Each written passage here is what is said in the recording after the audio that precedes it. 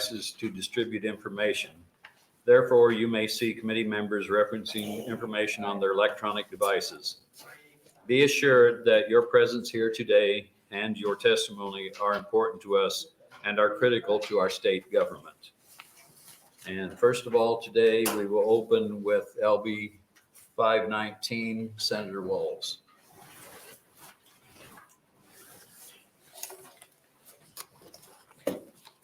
Thank you.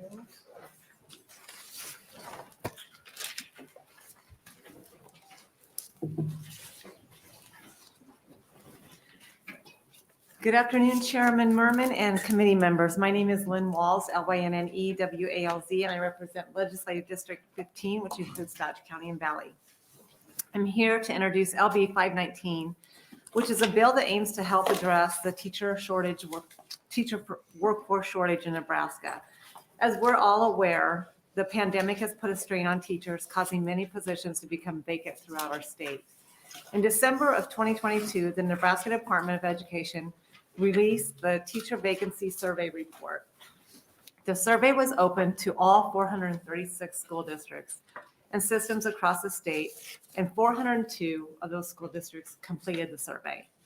Of the 402 districts and systems, 196 reported unfilled positions, with an overall 768 positions unfilled.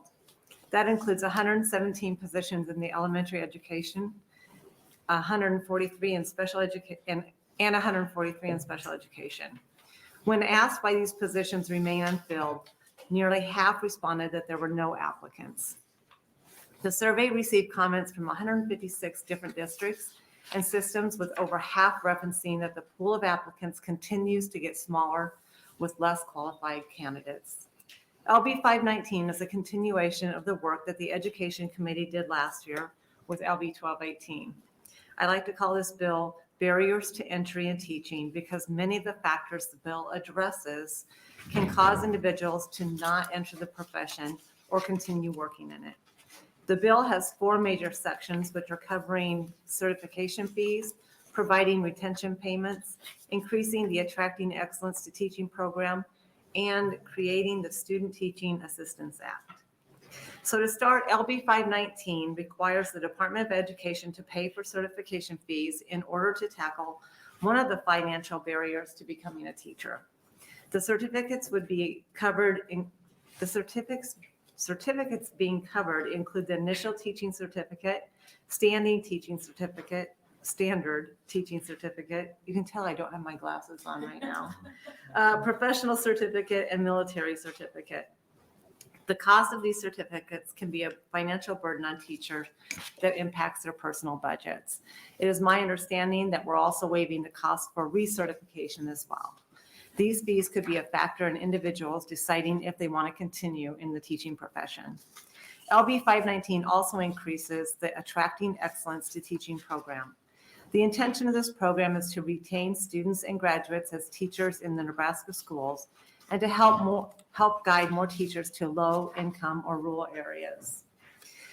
This is intended to help future teachers make their education more affordable. However, with the increased cost of living, it seems appropriate to increase the loan amount, especially since last time this was increased was 14 years ago. Under this program, there's a higher loan forgiveness for teachers in school districts classified as very sparse, in a community eligibility provision school, in a school building in which 40% of the formula students are poverty students, or teaches in an accredited or approved private school in which at least 40% of the enrolled students are qualified for free lunches. The owed payments would be forgiven at $10,000 per year as opposed to the $6,000. For teachers in districts that are not considered any of the above, we're increasing the forgiveness from $3,000 to $5,000 per year. The bill also provides retention payments to all public and non-public school staff. The staff included in this would be teachers, custodial and food service staff, bus drivers, etc., and does not include administration.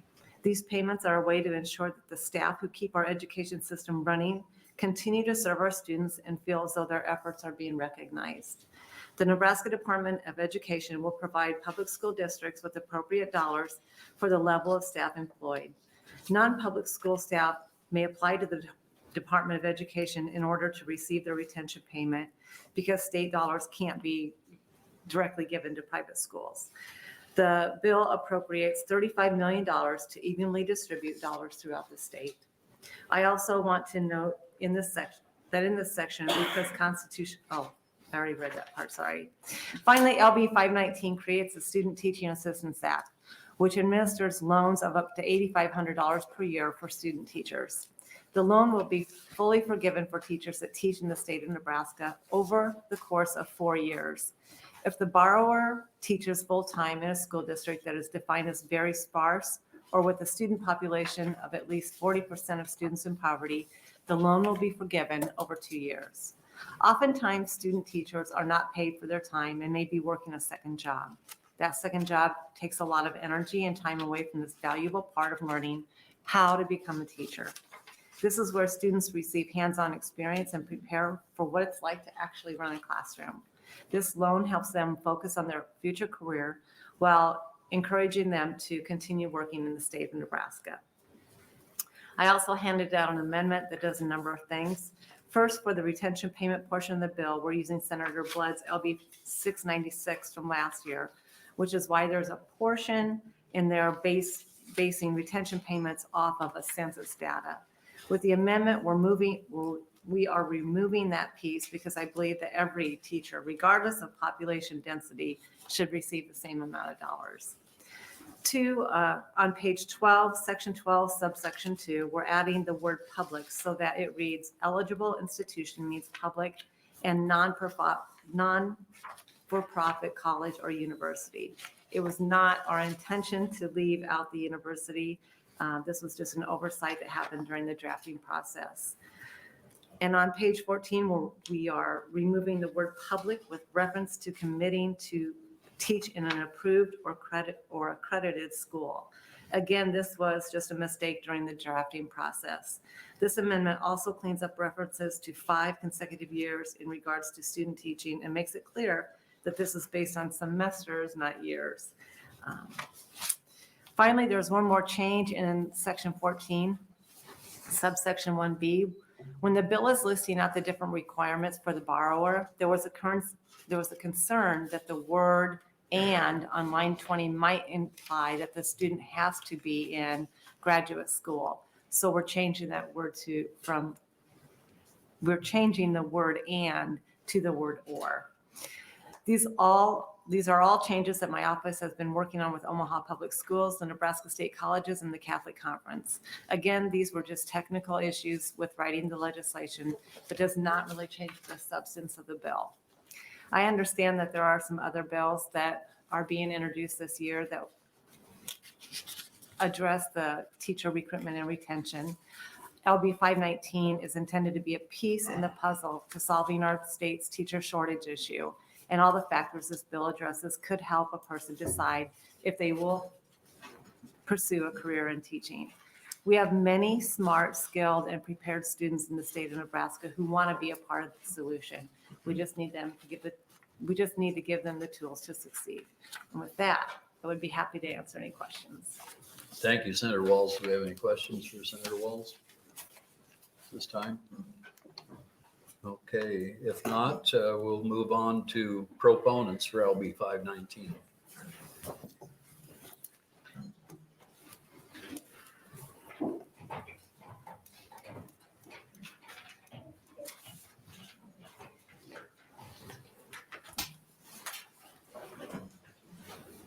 Good afternoon. Good afternoon. My timer up here. Yeah, good afternoon, members of the Education Committee. My name is Tim, T-I-M, Royers, R-O-Y-E-R-S. I'm the president of the Millard Education Association, and I'm here today speaking on behalf of the Nebraska State Education Association in support of LB 519. There are 4 particular elements of this bill that we strongly support and want to highlight to the members of this committee today. First, we applaud Senator Walz for including provisions that will eliminate the fees associated with certification. This is an unnecessary cost burden that is placed on a profession that is widely recognized to be underpaid. While the amounts may seem insignificant to some, for others, they could absolutely be difference makers. For the past several years, my local association has partnered with the Millard Public Schools Foundation to provide crisis funding for staff members that are in emergency financial need. And I can tell you from reviewing dozens and dozens of applications from staff members who are in dire financial straits that a one-time expense of $75 can absolutely be a difference maker for families. Second, we very much welcome efforts to provide for retention funding for educators. We are especially supportive of the bill's language, recognizing that the workforce shortage issue is not limited exclusively to teachers, but includes other school district employees as well, particularly paraprofessionals. Third, we are excited about the recognition that we need to compensate our student teachers and that it should be a state obligation to support student teachers, not a school district obligation. Most people do not realize the significant financial burden student teaching places on those individuals. Not only are student teachers generally not paid for their semester of full-time work, they are actually paying thousands of dollars in quote-unquote tuition to their university at the same time.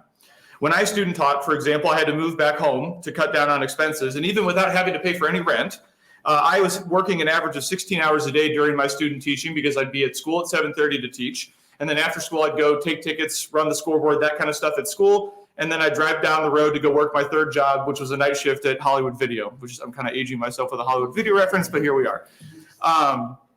Providing student teachers with $8,500 will allow them to focus exclusively on their student teaching experience so they can learn and grow as much as possible to set themselves and their students up for a successful student teaching experience and to make sure that their first year as a certified teacher in the classroom is also successful. Fourth and finally, the other critical component of the Student Teaching Assistance Act portion of 519 is that it provides that $8,500 as a forgivable loan that's contingent on them staying and working in Nebraska for a number of years, which is already referenced as variable depending on the school that they're at. This provision is a huge win, not just for our students and our schools, but also for our entire state, because it'll serve as a critical workforce retention component. This bill lays out several programs that have the potential to be fundamental game changers for education here in Nebraska. I strongly encourage you to support LB 519, and I thank you for your time and consideration. Thank you, Mr. Royers. Do we have any questions for Mr. Royers? If not, thank you very much. Thank you very much. Other proponents?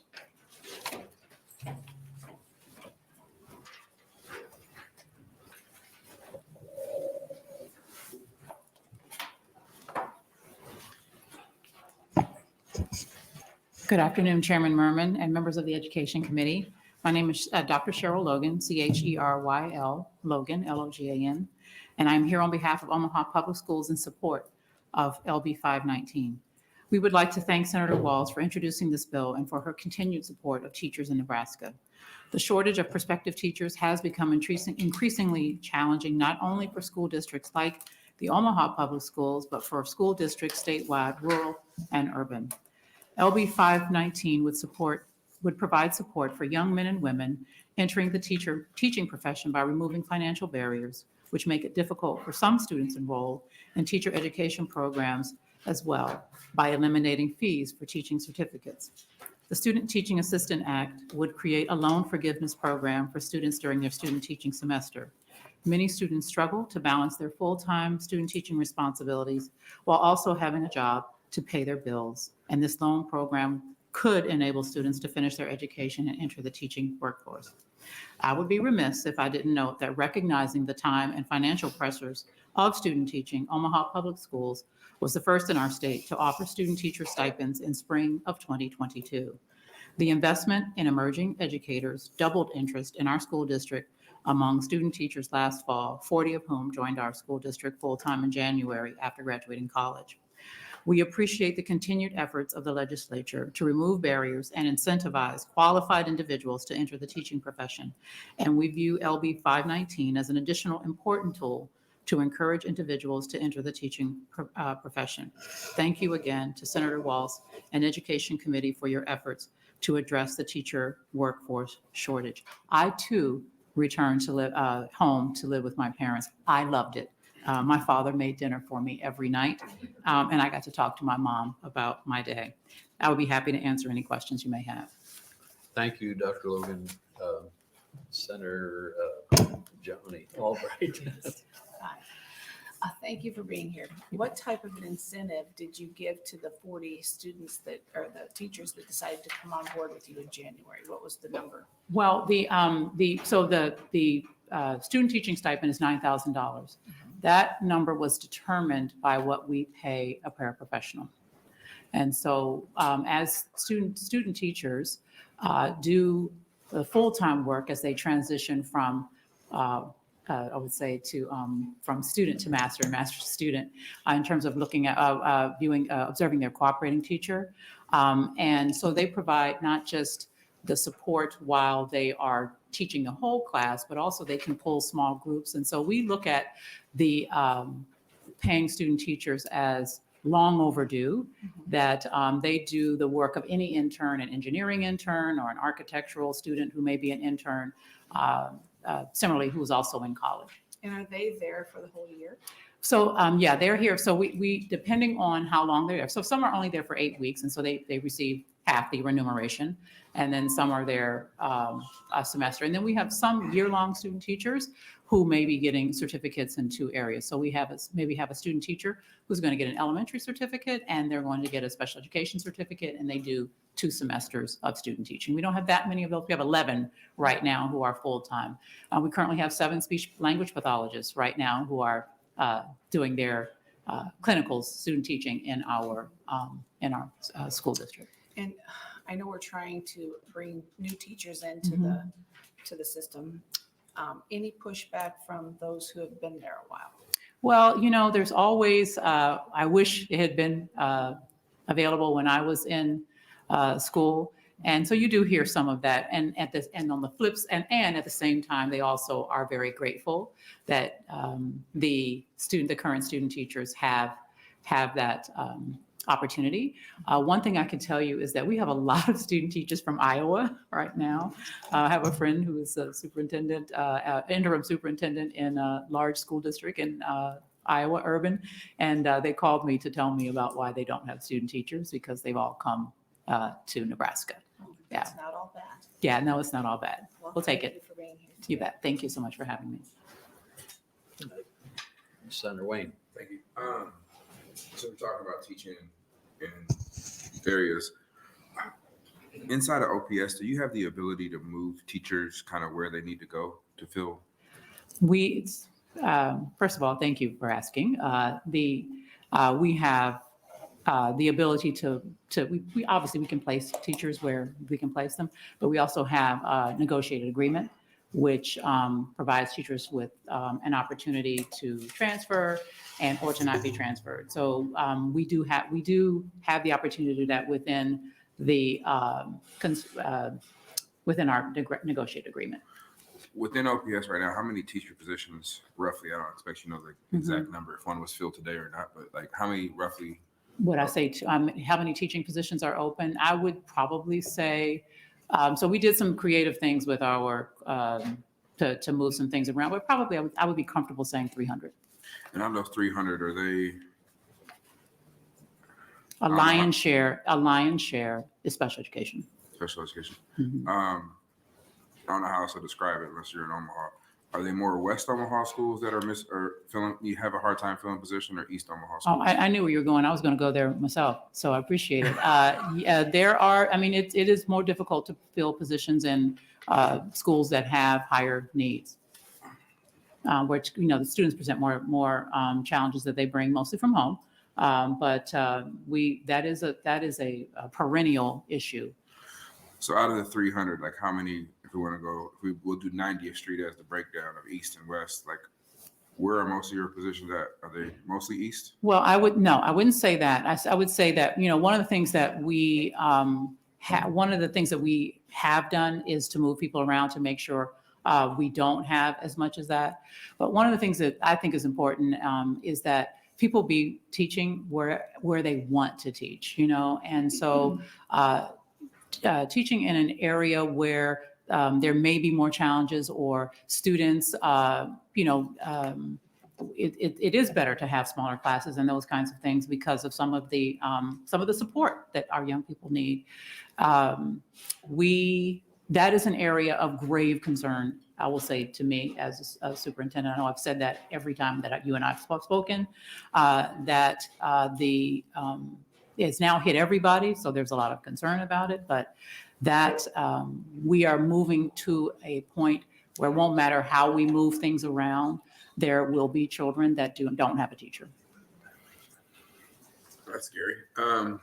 When I was on the school board, there was this, just so everybody knows, I represent the security for OPS, so we're not having negotiations right now, but we'll be soon. Just verify that right now. But will there, I feel like I have to disclose that every time we talk now here going forward. There used to be a program where we took paras and helped them to become, I don't remember the name. Yeah, parent to teacher program. That's too simple of a name. Yeah. You were already there, so yeah. How's that going? Is it still going? We still have that program going. That program was and is sponsored by a grant. We are looking at how we can perhaps move some of that into our general fund on how we think about that program, because the grant is sunsetting. And we do yield some teachers from that, but the lion's share of our teachers come the traditional path through the university through student teaching. For 30 seconds, can you describe what that program is? If you kind of Parent to teacher, Yeah. parent educator to teacher. Well, folks who are working as paraeducators have the opportunity to get their teaching certificate, and it's paid for. They do, at the end of that time, there is an expectation, I believe it's 3 years of service to quote unquote, I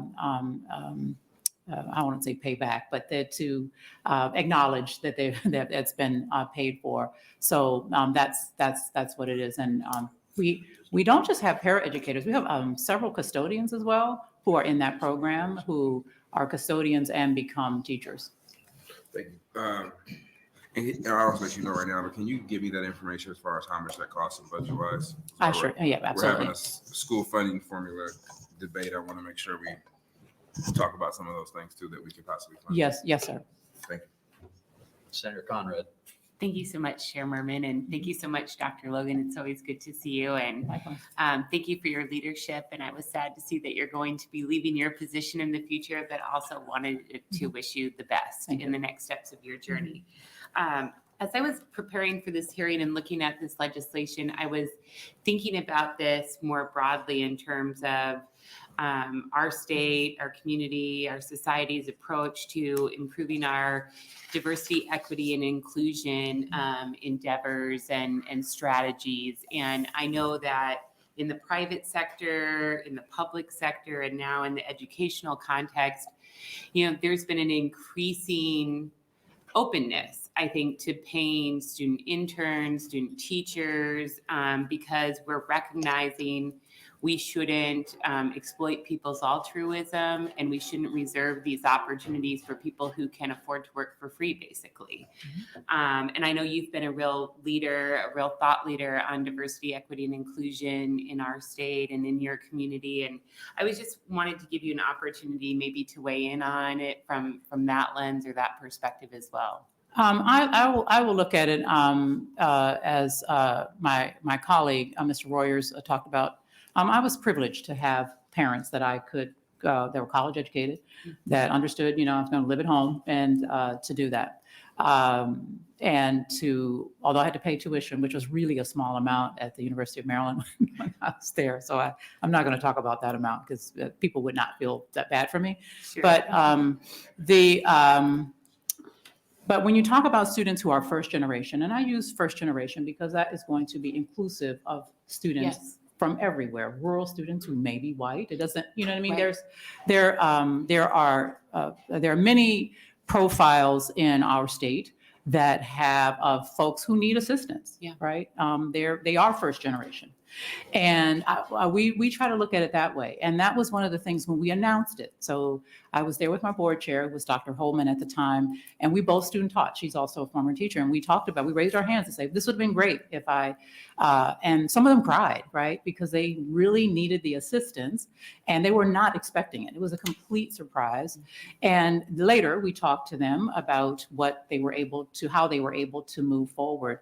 And we have a lot of interest from young people all over the region now, other states, who are interested in coming. And I think, and obviously they want to get paid. That's not, it's not a crime to want to get paid when you're doing work.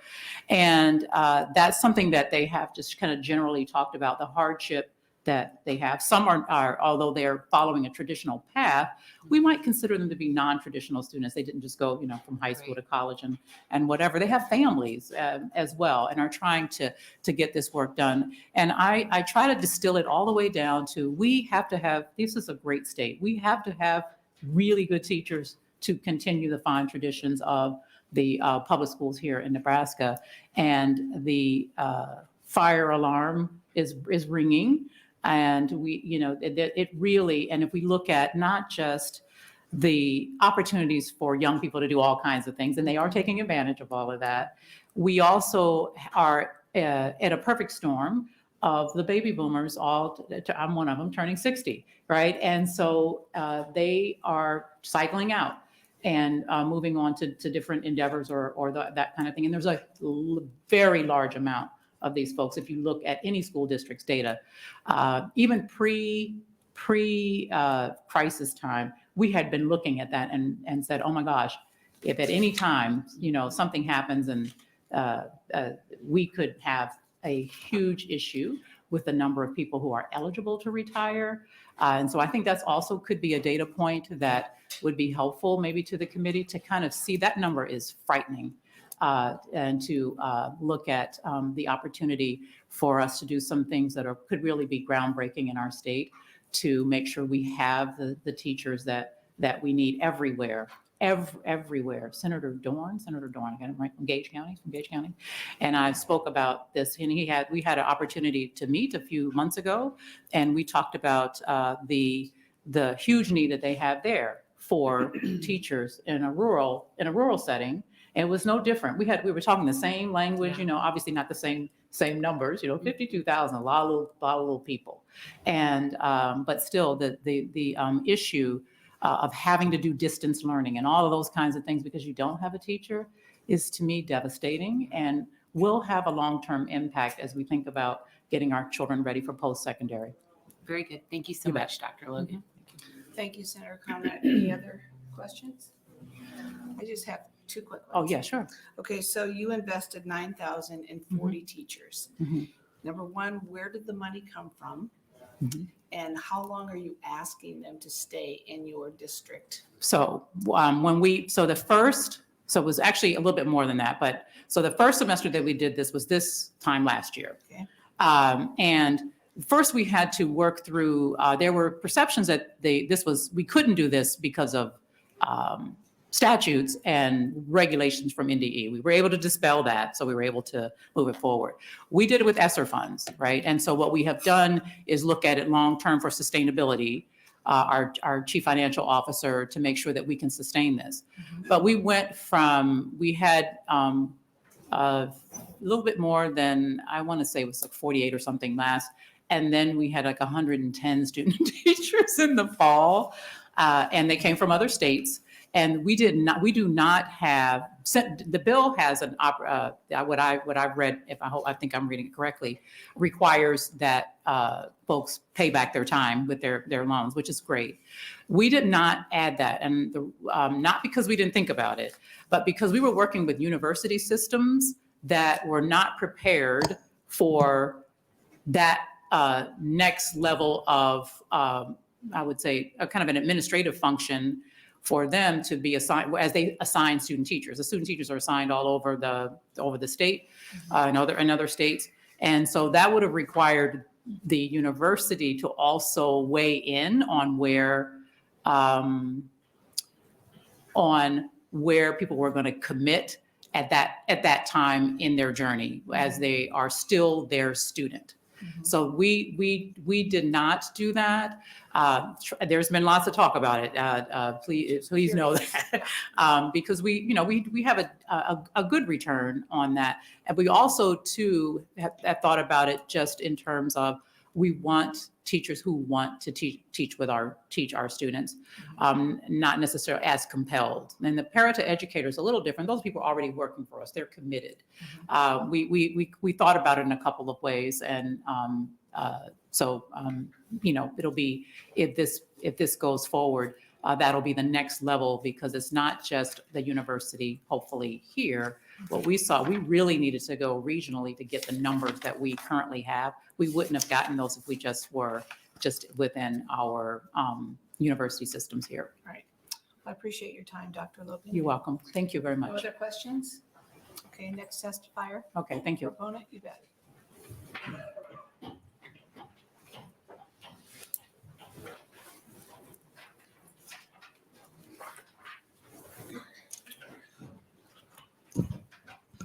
Good afternoon. My name is Jeremy Eckler, Jeremy. Eckler is spelled Ekler. Members of the Education Committee, we're here to support LB 519. The Nebraska Catholic Conference advocates for the public policy interests of the Catholic Church and advances the gospel of life through engaging, educating, and empowering public officials, Catholic laity, and the general public. On behalf of our 112 schools and over 2,500 certificated teachers, the Catholic Conference is here to support Senator Walz's LB 519. And we also thank her office for being eager partners as we work through the bill's language to create consistencies for Nebraska's teachers and potential teachers. This is going to sound pretty familiar to some of the other testifiers, but as you know, LB 519 does some helpful things for educators. First, the elimination of certification fees is a boost for teacher morale and pocketbooks. I pay the certification fees numerous times myself, as does my wife, who's an early childhood special educator. Also, as a principal, I always heard the grumbling in the teacher workrooms, and I can say this measure would be celebrated by teachers and is a big difference maker, as a previous testifier noted. Furthermore, as we exit the pandemic, we know that tens of thousands of teachers hung in there during COVID for the kids and for all of our kids, and waiving certification fees seems timely and appropriate.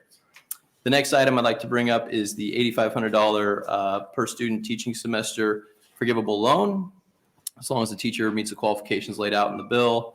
I was a student teacher. I could share some of the same stories. I basically slept at the desk and ate at my mom's. And it's an exhilarating but exhausting time as one nears graduation, struggles to make ends meet financially, and is entering the job market. Things are just converging on your life in an incredible way. And as a little bit of a side story, this weekend I ran into a former student who is in his last year. He's about to enter student teaching. I told him about this bill. And he gave me a huge hug. So I said it hasn't passed, but he's excited about the possibility. So I can empathize with these student teachers and understand how important this measure is. In regard to the qualifications for loan forgiveness, we did point out the concern about Section 14B. We appreciate the change. The initial language regarding enrollment in a graduate program within 6 months of obtaining one's undergraduate degree was unclear at best. And so we had concerns about a potential scenario in which you get $8,500 in loan forgiveness, but have to take on graduate tuition of $15,000 to $20,000. So we appreciate the change. Finally, the NCC supports the inclusion of non-public educators in the one-time allocation of grants to all Nebraska school teachers. The conference is happy to hear about a simplified formula because all teachers work very hard during this time. So we thank Senator Walz for introducing LB 519 and her collaboration. Thank you for your time and consideration. I'm open to any questions. Thank you, Mr. Eckler. Any questions from the committee? Seeing none, thanks for being here. Next proponent.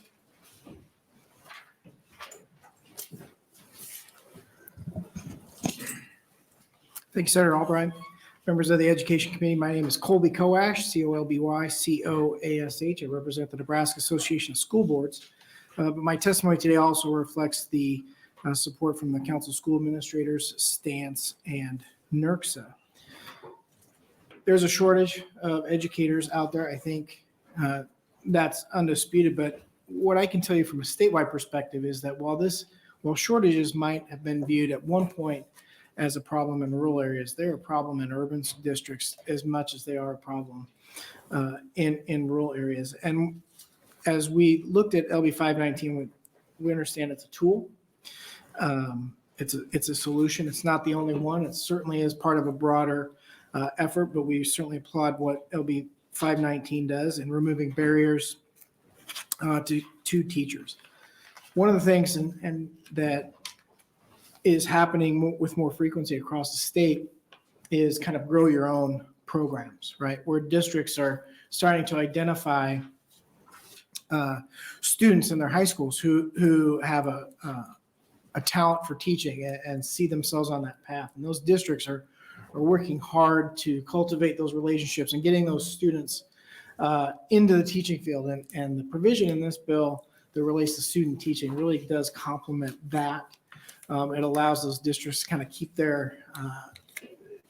those relationships with their own students and carry those relationships on with those students as they go into their teachers' colleges and then maybe come back for their student teaching. So we're very much appreciative of that. And finally, we're very appreciative of the recognition in LB 519 that it's not just teachers that districts are struggling with. Paraeducators, bus drivers, food service workers, and custodians are also big challenges for districts. And so we see some momentum here with this. We understand it's part of a larger solution, but we certainly appreciate what LB 519 is trying to do, and we wanted to put our names in support of that. Very good. Thank you for being here. Any questions from the committee? Seeing none? Thank you.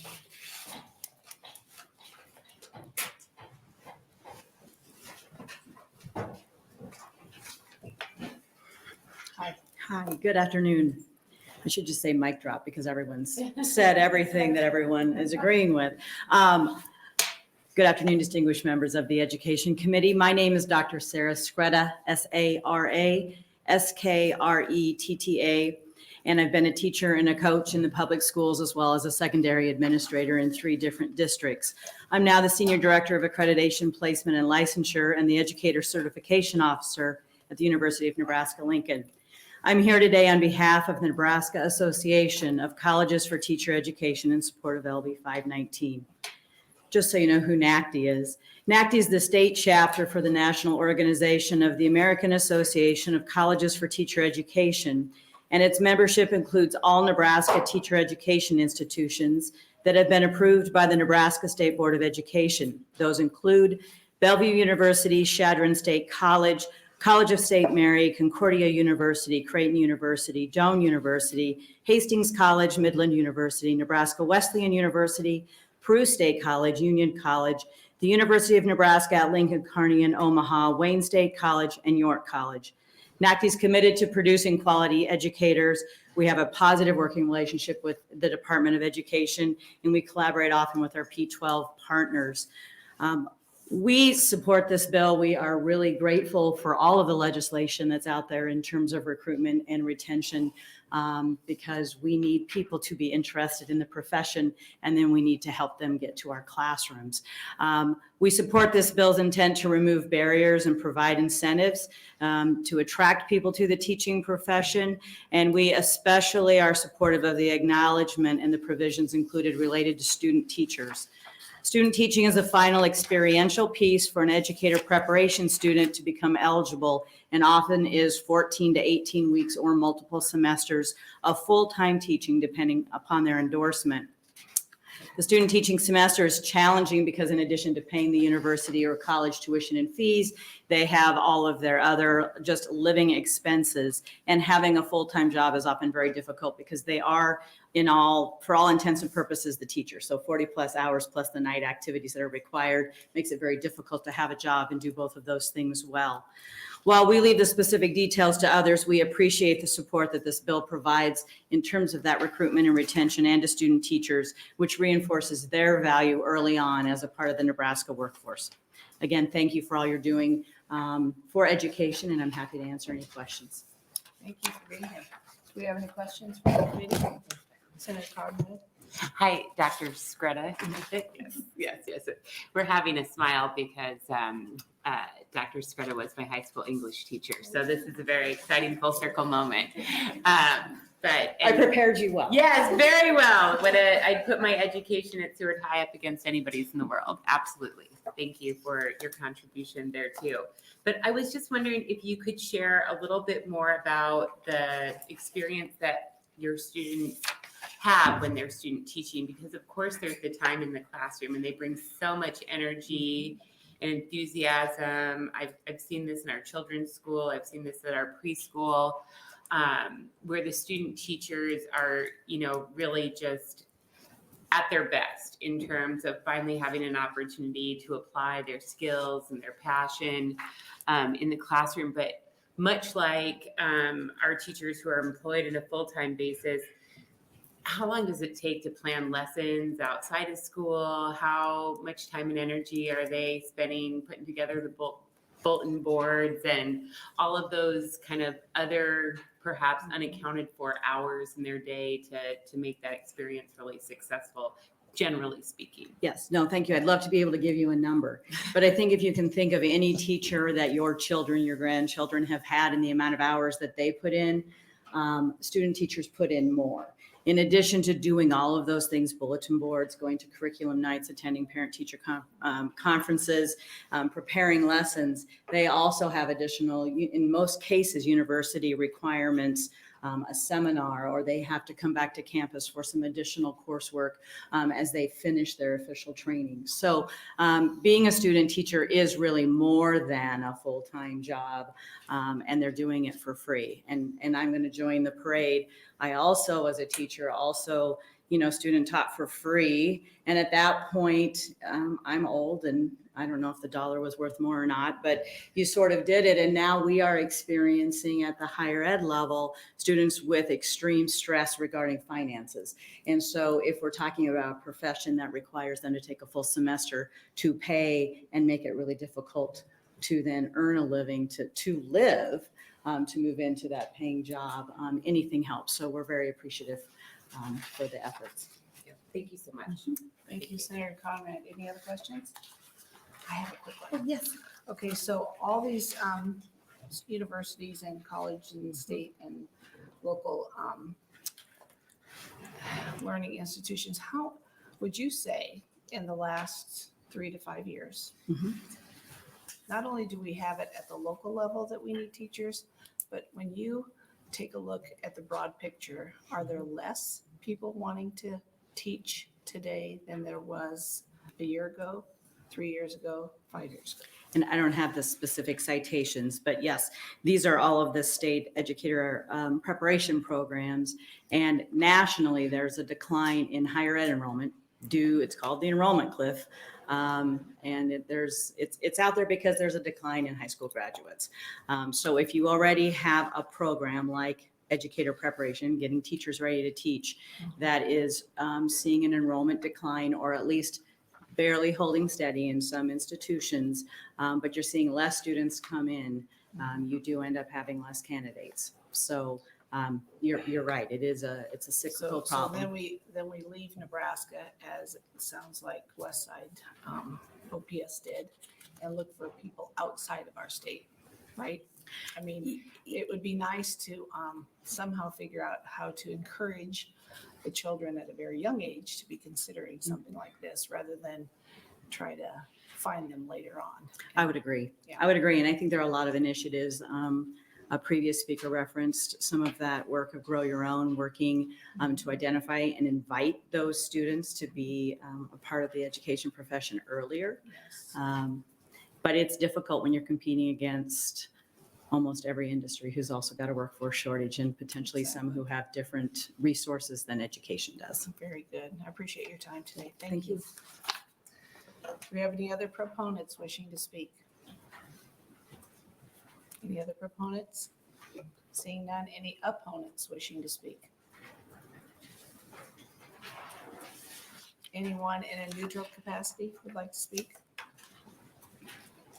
Seeing none, that will close. Do we have any letters? Oh, I'm sorry. Yes, I'll let you do that. Senator Walz, please come up close. I'll make it quick. I looked at Senator Breezy, he's like, I don't know. Do you want to speak? Yeah. Well, first of all, I want to thank the committee members for taking the time to listen today, and certainly want to thank all those who came to testify. I want to remind you that all of these programs are available to public and non-public schools.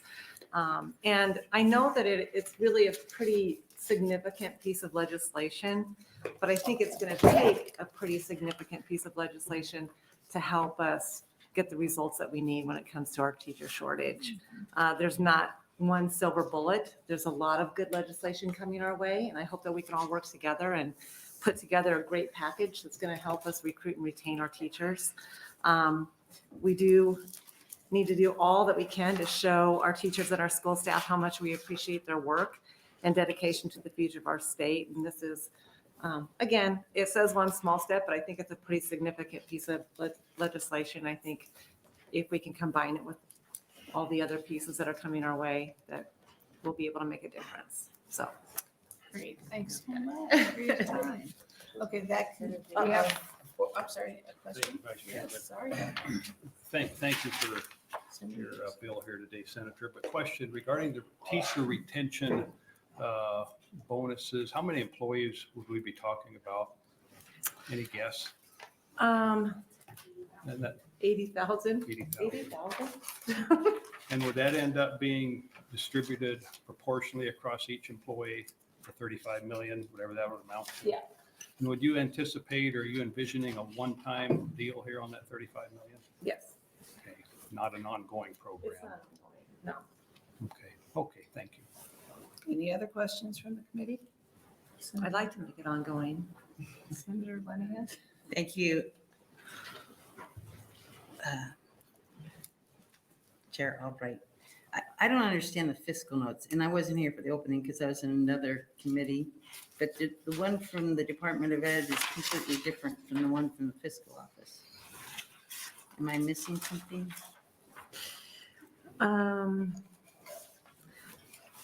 I can't read this fiscal note. I'm sorry. That's okay. That's okay. It's just, you don't have to answer now, but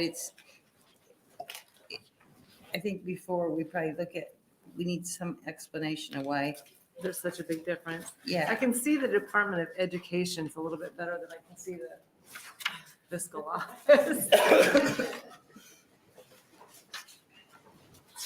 The fiscal office is just, less than $1 million. And then you turn over, education department says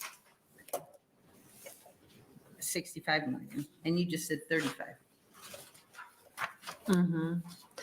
35 for one of the programs. Okay. Third bullet point says the bill creates $35 million retention fund. Third bullet point on the fiscal office one? Underneath agency says third bullet point says creates a $35 million. Fourth bullet point says appropriates $30 million to NDE for the teacher assist program. So I think they just took both of them and came up with 65 million. Okay, well, I think if I asked the fiscal office, Senator Walz, to get a little cleaner, more Okay. understandable fiscal note. I will find out about that. Thanks, Senator Yeah. Linehan. You're welcome.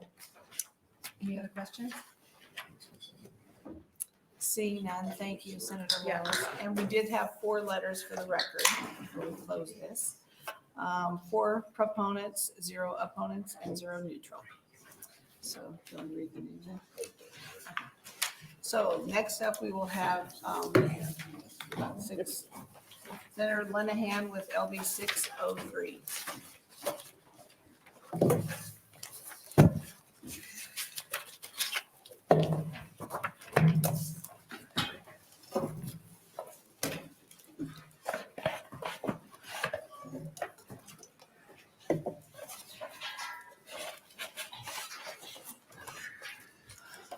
Good afternoon, Chairperson Albright and members of the Education Committee. I'm Luann Linehan, Luannlinehan, and I'm from Legislative District 39, which includes Elkhorn and Waterloo. Today, I'm introducing LB 603. Is that right? Yes. Okay, thank you much. Members of the committee, our state needs teachers.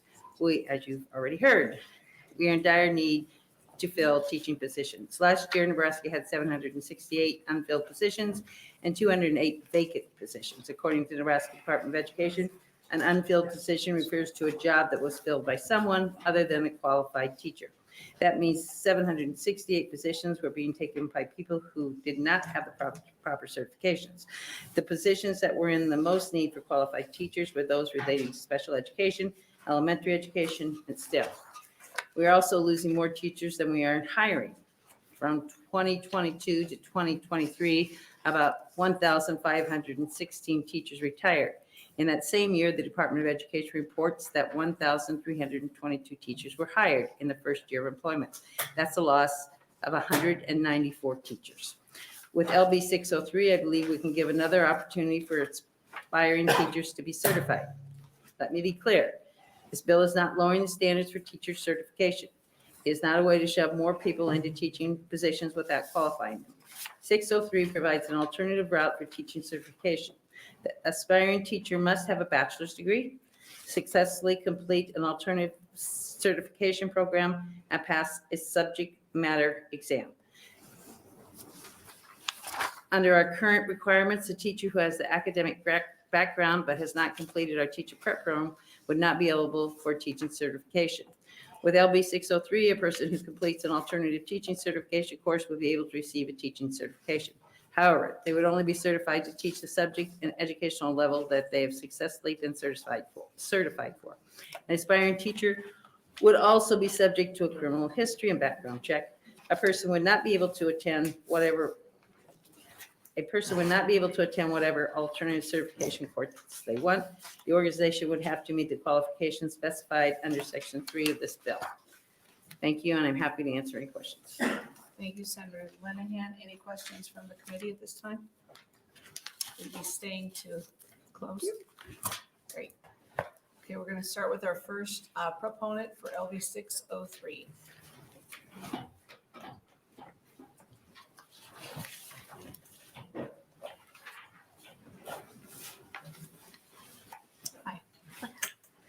Good afternoon, committee members. My name is Melanie Olmstead. That is MELANIEOLMSTEAD. And I want to thank you for allowing me to speak here today. It's a privilege to be able to take a few minutes and share some information with you about American Board's teacher certification. Under 603, American Board is an example of a certification program that would then be able to operate in Nebraska to help prepare more teachers for the classroom. A little bit of background information. American Board, formerly known as American Board for the Certification of Teachers of Excellence, was founded by the United States Department of Education under President George W. Bush. That very long name is the most telling sign that it was a DC-founded organization.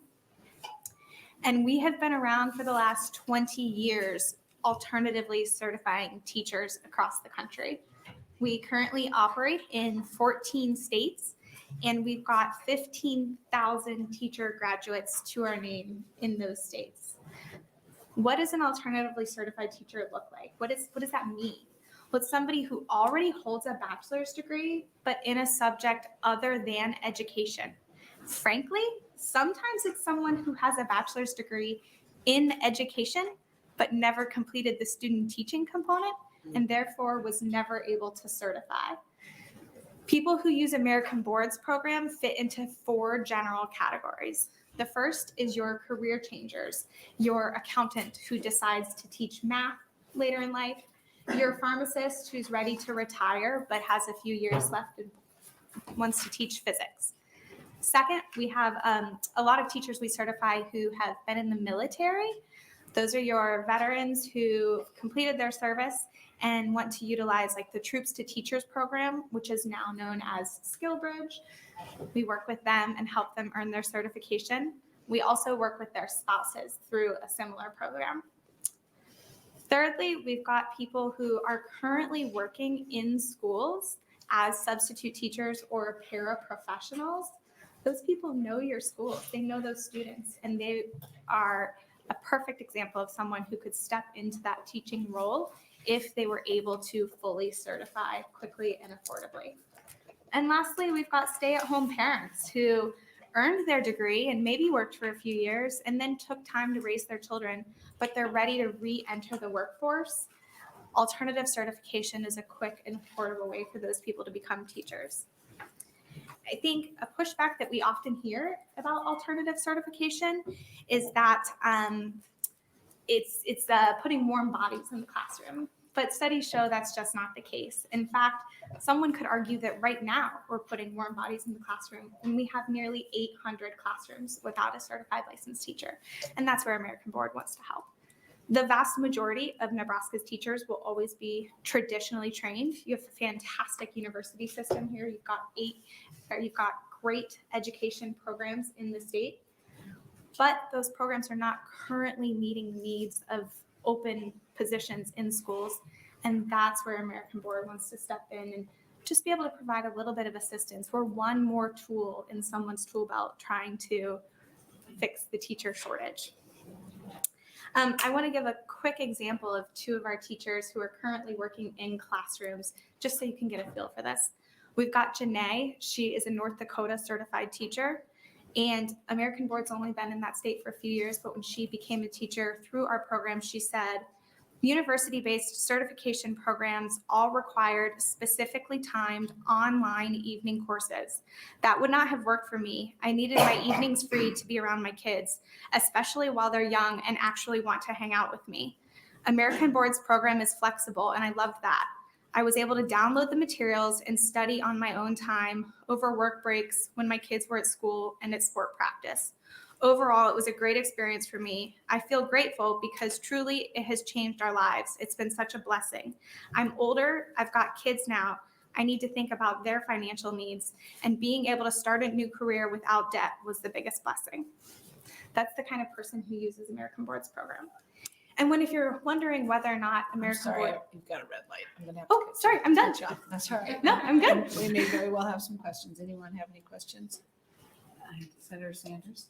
I was going to ask you, what is a typical person that wants to be involved in the course? So you were giving us one example. Are there others that, do you see a majority of mothers, parents that need to finish up their program to get back to work? Is that typically what you see?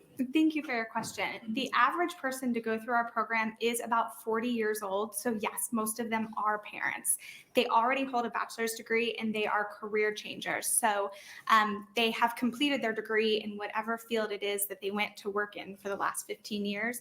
But whether it was through helping their own children with their homework, or perhaps being a coach at the local school in their off time, something has made them realize, you know what I really want to do is teach. And that's why they transitioned to a career in education. Thank you. You're welcome. Thank you. Thank you, Senator Sanders. Any other questions? Senator Breezy? Vice Chairman Albright, thanks for your testimony here today. There are other companies that have the same business model as American Board, is that correct? Thank you for your Or question. very similar to it? Similar to it, yes. I would say that there are other organizations who also provide alternative certification. Would they fit within the parameters of this bill? Some- Five states, 10 years of experience. Thank you. Some would and some would not. Because the shortage has recently become the front page in every state, it's teacher certification is now big business. So I believe that those parameters were put in there to kind of ensure the longevity of an organization that would come in this state. But American Board is one of the organizations that would come in. I believe that there are others that fit the current parameters. And in time, as some of the newer organizations age, they would also fit those parameters. How many other companies would fit within this at this point? I believe Yeah. 2 others at this point, Two others. Okay, thank you. possibly 3. Possibly. Thank you. Any other questions? Senator Conrad? Thank you so much. Thank you so much for your enthusiastic testimony. I really appreciate it. I'm just going to kind of cut to the heart of it. So your company makes money with each application, or what's your business model exactly? Yeah, thank you for your question. We are a self-funded nonprofit. So Okay. the way we were founded is with 20 years ago, the Department of Education, the United States Department of Education gave us a $45 million grant Okay. to found this particular program. That money was spent to develop the program, the study materials, the online tutorials, the certification exams. Once that money was gone, we became a self-funded program. So now in order to enroll in the program, you pay a one-time fee. Today it's $1,500, and that's your full certification fee through our program. So there won't be any additional university textbooks you have to buy or exams you have to pay to take. It's just a $1,500 fee, and that is where all of our money comes from. Okay. And just like you, Sure. if we're not bringing people in, then we would not operate anymore. But the program has been successful, and enough people have used it to certify that we've been able to continue. Okay, that's very good. So then as an organized nonprofit, like you have like a 990 available or something if people want to dig into the finances. Absolutely. Thank you. Yeah, we're Perfect. a 501c3. Thank you so much. Any other questions? Senator Sanders? Thank you, Chairman. And do you lower the standards at all, or does the testing for this certification, how is it different in the practice? Thank you so much for that question. I think it's such an important issue. No, we're not lowering the bar or lowering standards for certification at all. So the Praxis is one brand of teacher licensure test. American Board has another brand of teacher licensure test. It has been vetted by third parties, including Drexel University School of Education. We currently work with national leaders in standardized licensure testing to ensure that the test is up to snuff. Third parties have deemed that it is equal to, and depending on the specific subject area, more rigorous than the Praxis. So I think that the question about standards is a really important one, and we absolutely do not support the lowering of standards. We just think this is another way for people to hit those competencies. And if I may say one more thing, employing principals have found that American Board teachers are well prepared, that they have not seen a standard lowering by hiring American Board teachers. In fact, employing principals say that American Board teachers are equal to and sometimes better than traditionally trained teachers on 19 out of 20 new teacher indicators. Thank you. Thank you. Thank you, Senator Sanders. Any other questions? I have just a couple quick Oh, ones. please. Do you do background checks on these folks? And do you actually place them in different areas of the country? Thank you for your question. We do perform background checks. It's the same background check that states and local employee would schools do. run. Absolutely. No certificate is issued without that. We do not do placement, and that's a really important aspect of our program. It is our belief that often placement programs put new teachers in a community where they're not going to stay. They might serve 1 or 2 years and then they're gone. And local schools spend so much money constantly trying to bring in new teachers that it doesn't break even. So what American Board does is focus on helping local individuals who already live in those small towns that might need teachers become certified and licensed and stay there. They're already community members, and so they're more willing to stay long term. But how do you find these people that come to see you? Yeah, that's a great question. So we use a lot of internet outreach for people who've never heard of us. That's how you would find out about us. When you Google how to become a teacher in North Dakota, where we currently operate, American Board comes up as a state-approved option for teacher licensure in North Dakota. Another way that we help recruit teachers is work with school districts. So if American Board were to enter Nebraska, we would spend a lot of time reaching out to school districts and letting them know that if they have substitute teachers and paraprofessionals on staff who they wish were licensed so they could work full-time, we can work with those districts and help them get certified. Okay, one last thing. Please. I do know that we've had other committee hearings about hiring teachers and are concerned if they really don't have that time in the classroom, how would they be able to manage those classrooms if they haven't been a teacher that gets to go in and practice first before they just show up? Yeah, thank you for that question. I think it's a very big conversation, particularly when we're considering alternative routes to certification, which often don't include a student teaching experience or an unpaid teaching experience, whatever you want to call that. So it's twofold. One, as I noted earlier, American Board's teachers average about 40 years in age, so they bring with them some different life experiences. And what employing principals have noted is that when it comes to classroom management and those really important issues now, American Board teachers, even without student teaching, on day one are equal to traditionally trained teachers who have that student teaching experience. They've been rated the same. Of course, we don't have data on why they've been rated the same. How is it that an American Board teacher without student teaching can be as good as someone who did? We can only suspect, and it comes to that age difference that, if you've raised your own kids, you might know how to talk to kids a little bit more confidently than you did previously. It's just a guess, but Just curious. Yeah. Thank you. thank you. Any other questions? Thank you for, you have one? Thank you, Vice Chair. Thank you again. And we're not talking about flooding Nebraska with potential teacher candidates, correct? But you're talking about a small number. Thank you for or- your or question. Reasonable number. We would like to make sure that every Nebraska student had a licensed teacher. That would be our first focus. But no, I think it's important to note that this isn't a requirement. So this is just one more option. If there's a local school that's got 10 substitute teachers that want to get licensed, we're happy to help them.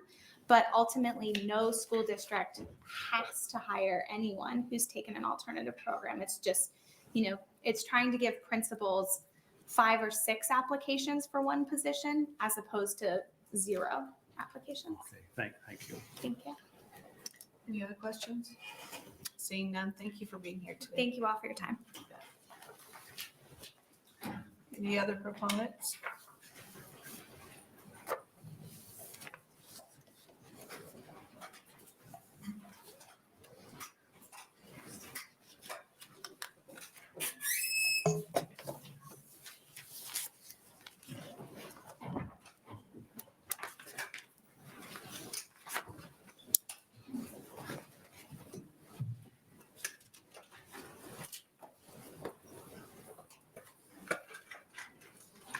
How you doing? Not too bad. How about yourself?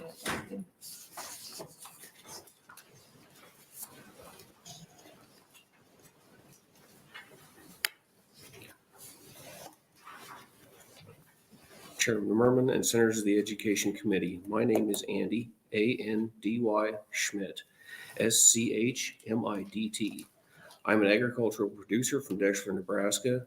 I serve as a board member on Deshler Public School, and I'm vice president of Thayer County Farm Bureau. I'm here today to support LB 603 on behalf of Nebraska Farm Bureau. I want to thank Senator Linehan for bringing this important bill that we hope will have a real impact throughout the state. At Nebraska Farm Bureau's annual meeting in December, debate was had regarding teacher testing requirements. The reason for this is because rural Nebraska is severely impacted by teacher shortages. I see this firsthand as Deshler struggles to find quality teachers. As our kids continue to crawl out of the academic hole left by the pandemic, our teachers continue to leave in droves. I think we've heard that, from every area of the state. Oftentimes, those that would be gifted teachers are turned away due to stringent requirements.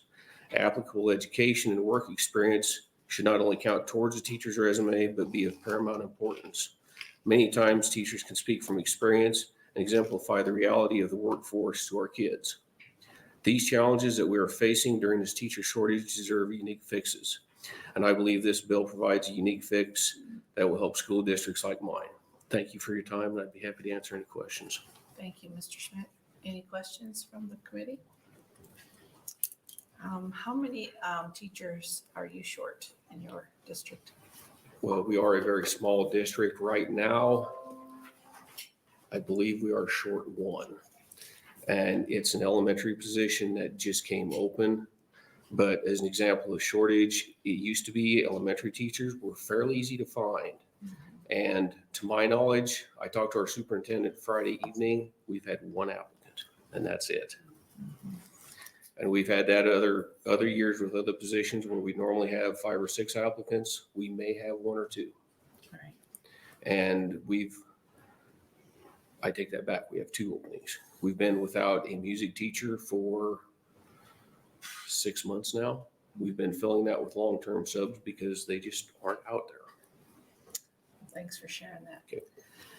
Thanks for being here. It looks like we're good with the questions. Thank you very much. Thanks. Do we have any other proponents wishing to speak?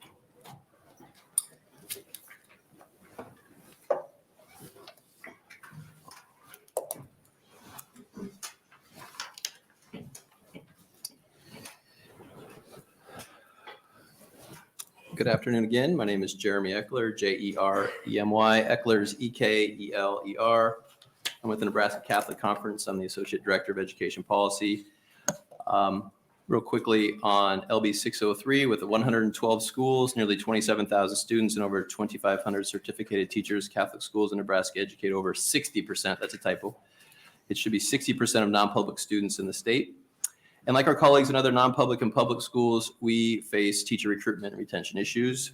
The teacher shortage issue is universal, and we thank Senator Linehan for presenting LB 603 for discussion.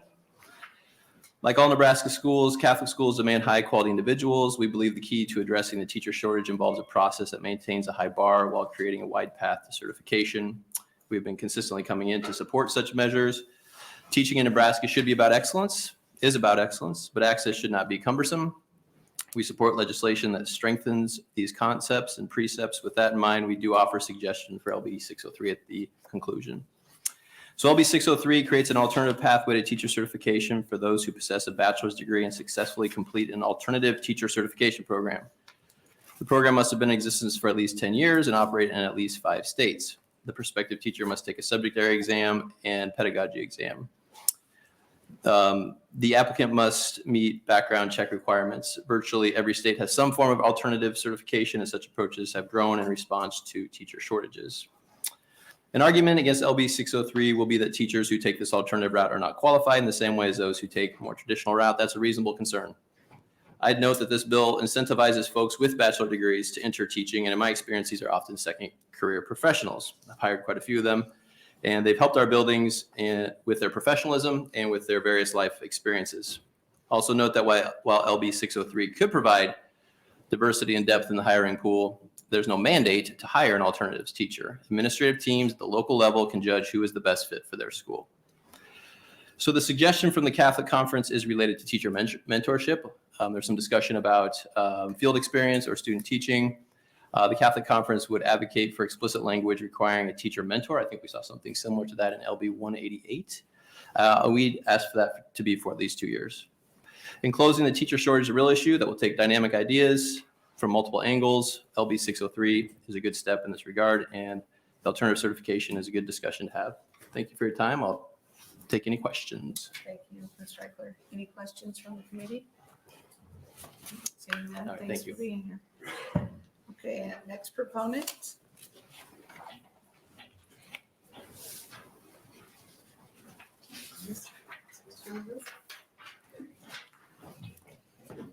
Hello, Vice Chair Albright, members of the Education Committee. I'm Nicole Fox, NICOLE-FOX, Director of Government Relations for the Platt Institute, here supporting LB 603. LB 603 pretty much is in line with several other bills that we have testified in support of in front of this committee over the years to address teacher shortages. And some of these bills actually date back even prior to the pandemic. We feel it's designed to expand our workforce and allow individuals to explore their career callings. And as the first testifier mentioned, not everybody, goes to college with the intent of teaching. And so we think that this is a good bill for those that maybe have discovered that teaching is something they want to do later in life. This bill would give those who already have a bachelor's degree and have completed an alternative teacher certification program as approved and recognized in other states the opportunity to teach in Nebraska. This bill would add to the existing pathways for alternative means available to obtain teaching certificates.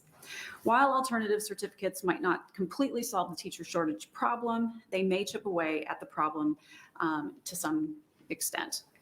We believe it's important to remember that no state certification or licensure guarantees competence. It just assures that a hoop has been jumped through. Those licensors certified will still need to prove that they can teach and convince those hiring them that their work and experience are adequate. And so I know that that's in line with what a couple of other testifiers said, is that it just helps to increase the applicant pool, give better depth so that they can find the best fit. An occupational license does not guarantee a job or that a person will be good if they get the job, just as a driver's license doesn't ensure that a person is a safe driver or will never be in an accident. And just real quickly, I'd like to share a story. There was an individual that reached out to us over the interim. He was a gentleman that had a bachelor's degree in psychology. He had a master's degree in education administration.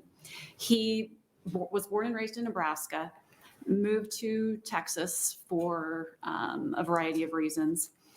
While he was there, he decided to take an alternative teaching course, was able to get an alternative certificate, taught special ed for 3 years in Texas. And like a lot of people do when they are starting a family, he and his wife, when they had their first baby, decided to move back to Nebraska to be close to the grandparents.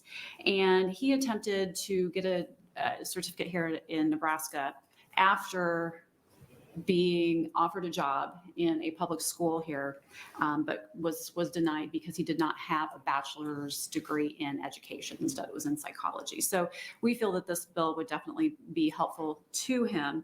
And in fact, so this was over the interim. He enrolled in coursework this fall because he was told he'd be granted a certificate if he, within 3 years, completed 30 to 36 hours of training. So if this bill goes through, he may not have to complete all of that coursework. So with that, I conclude my testimony, and I'm happy to take any questions. Thank you. Ms. Fox, any questions? Seeing none, thanks for being here today. Any other proponents wishing to speak? Any other proponents? Nope. How about opponents?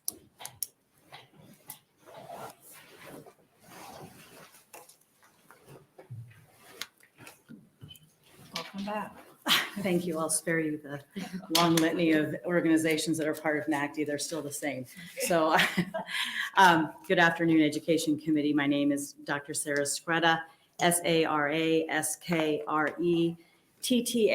and I'm here on behalf of the Nebraska Association of Colleges for Teacher Education in opposition to LB 603. NACD, like I said before, is representative of all 16 educator preparation programs in the state. NACD opposes LB 603 because it is redundant to existing alternative certification pathways currently offered by the Nebraska Department of Education.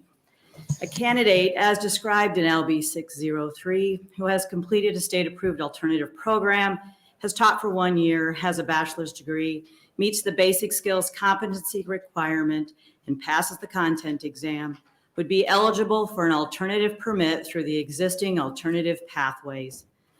Number 2, if the alternative program was not state approved or the candidate did not have a year of teaching, but the other elements remained, the candidate would qualify for an alternative permit through the existing alternative pathway 3.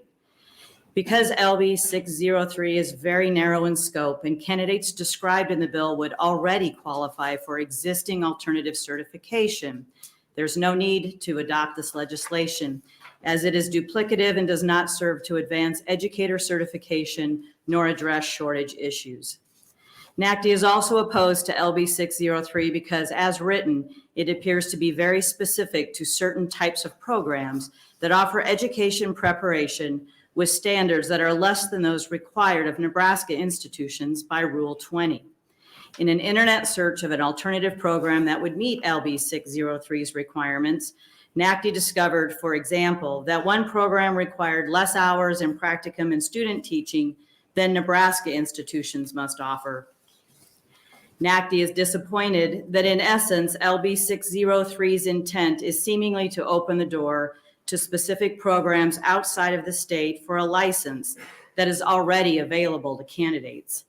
This bill puts Nebraska educator preparation programs at a disadvantage, and NACD believes that no state senator should support that sentiment. While we appreciate the efforts to expand certification pathways, LB 603 as introduced does not assist with increasing the number of qualified certified teachers in Nebraska, but rather provides a path for specific outside entities to do so without meeting Rule 20 standards. More alternative certification pathways do not equate to more people wanting to be teachers. It should be noted that NACD counted 11 alternative permits, and those are in the areas that were mentioned earlier: a career ed, military, returning to the workforce, transition to teaching, and those delivery models are traditional, hybrid, online, and delivery. NACD is opposed to LB 603 and urges the Education Committee not to advance it to avoid duplication of already existing alternative licensure, as well as to maintain the standards and integrity of educator preparation in Nebraska. I'm happy to answer any questions that you might have. Thanks for being here. Any questions from the committee? Okay, I'm just going to ask one. Absolutely. And again, it's just because I probably don't follow exactly what it takes to become a teacher, but I certainly will be, because that's all we're talking about. So what happens if you have a 40-year-old that comes on to the university or any of these other schools that you've listed here? Mhm. Tell me what you would do with that person based on the education they already have, and that they might want to decide to go back and teach. You bet. The Nebraska Department of Education rules dictate the type of teaching certificate and endorsement and requirements someone has to meet. So even someone coming in on an alternative certificate will still have to meet all of those requirements to move to a full license. Okay. The first question is, what do you want to teach? And sometimes they have a very definitive idea, and sometimes they say, well, what can get me into the classroom faster? The second question then is, well, let's take a look at your transcripts and see what you have. So for example, if they had a bachelor's degree in business, perhaps, they may already be qualified for one of the 11 alternative certificates available, say the transition to teaching, which means you can start day one, you've got a job, and you concurrently are finishing your education while you're already in the classroom. Or one of these other alternative pathways that are on the NDE website, completing, percentages of coursework, having a year of employment. There are a lot of variations and quite a lot of flexibility in what we already have. And I know that our institutions in state offer alternative certificate programs right now. So I guess we just want to make sure that we're using what we have versus creating additional pathways. Because again, I'm going to go back to, if there are no people to take advantage of those, more pathways don't really make any difference. And would you say that you have older individuals? When I say that, not Non-traditional. non-traditional. Thank you. I don't know the verbiage of all these things. Just Life experience. So the life experience. So say, can you really speak to that? Like, I don't have are they numbers coming to back? provide Yeah, you. I And would, if you can get some from these Yep, groups, absolutely. I'd like to know, because if they're not getting them, or they're not seeking them out, or they're not trying to bring them in to say, hey, there's a lot of people after 7 years, they might want a new path, and maybe they would consider something like Yes, this. no, and I can absolutely get those numbers. I would say right now we have parent-to-teacher programs that are offered out of these institutions. We have graduate programs that either lead to a master's degree or just only a certification without a terminal degree, so that those non-traditional or second career people can enter the classroom. Those folks, because they already have a bachelor's degree, will enter the classroom much sooner than they finish their program on one of these alternative certificates that currently exists. Very good. Well, thanks for your time. Any other questions real quick? Thank you, Senator Vice Breezy. Chair Albright. Thank you for your testimony. You bet. But you're saying that this program we're talking about here is not more conducive to putting people in the teacher workforce? I don't know than anything your- about this program per se. Than your existing alternative. The candidates' qualifications as outlined in the bill would already qualify for an alternative certificate that's on the books with the Nebraska Department of Education right now. So there is no need to do anything different. If a candidate completes a program, whether it's the one that testified or something different and comes to Nebraska, we've got an alternative permit without needing to approve someone that doesn't meet Rule 20, that Nebraska institutions are held to prepare teachers, whether they're doing an alternative certificate pathway or a traditional pathway. Okay. And what you're describing that's already in place, does it pose any additional obstacles to entry into this profession?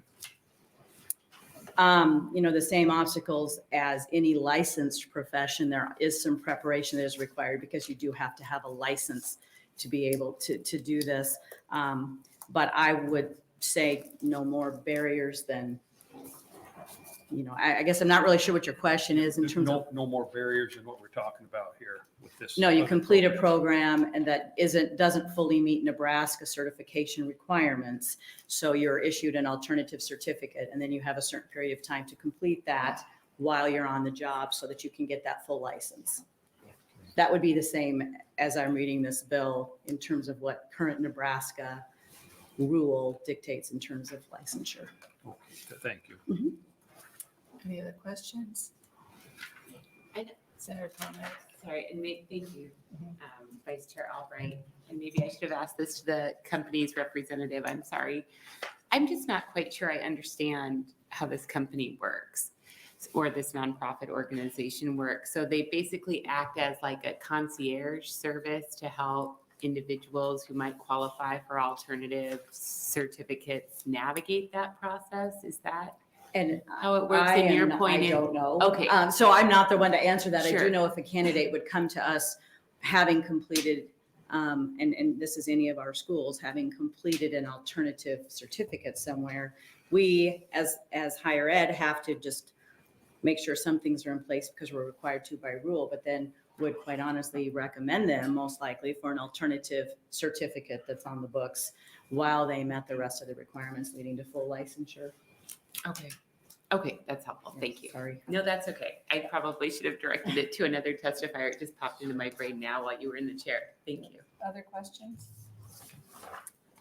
Okay, I'm going to just ask one real quick one. So if that person came to continue their education, would it be $1,500 or would it be significantly more depending on the area of expertise they have? I think when you look at preparation, I mean, we all sit here in Nebraska and we know that we have a state college system, a private college system, and there are fees that, there's tuition costs. Sure. So it isn't a flat fee. You walk in and you take your coursework or modules or whatever, and now you're eligible to be a teacher. And so I'm not sure that dollars spent equates prepared for certification. But in terms of this bill as it's presented, it doesn't necessarily talk about costs.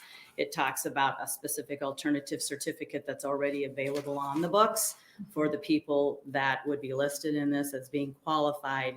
And it also talks about an institution potentially that would meet the criteria that would get a pass on having to meet Rule 20. I'll spend some time looking at Rule 20. Yeah, because Nebraska institutions don't have a choice. And so then we're being penalized for being in the state trying to prepare teachers for our classrooms and our students, which. Thank you. Mm-hmm. Any other questions? Thank Thank you for your testimony. Appreciate it. Any other opponents wishing to speak?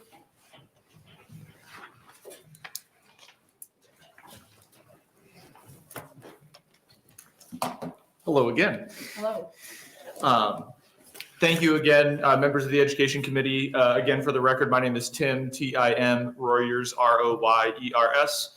I'm the president of the Millett Education Association, and I'm again speaking on behalf of the Nebraska State Education Association, this time in opposition to LB 603. We know that maintaining a strong teacher workforce in the state is critical, and we know that providing quality alternate pathways to coming into the profession absolutely should be included in our efforts. Unfortunately, we feel that LB 603 falls short of the mark in providing any kind of solid footing for alternative certification. The foundation for this bill is to provide a pathway for people who already possess a bachelor's degree to gain their certification to teach, as we've already heard from a number of people. Presumably then, these people would have relevant content knowledge but are lacking in pedagogy and field experience.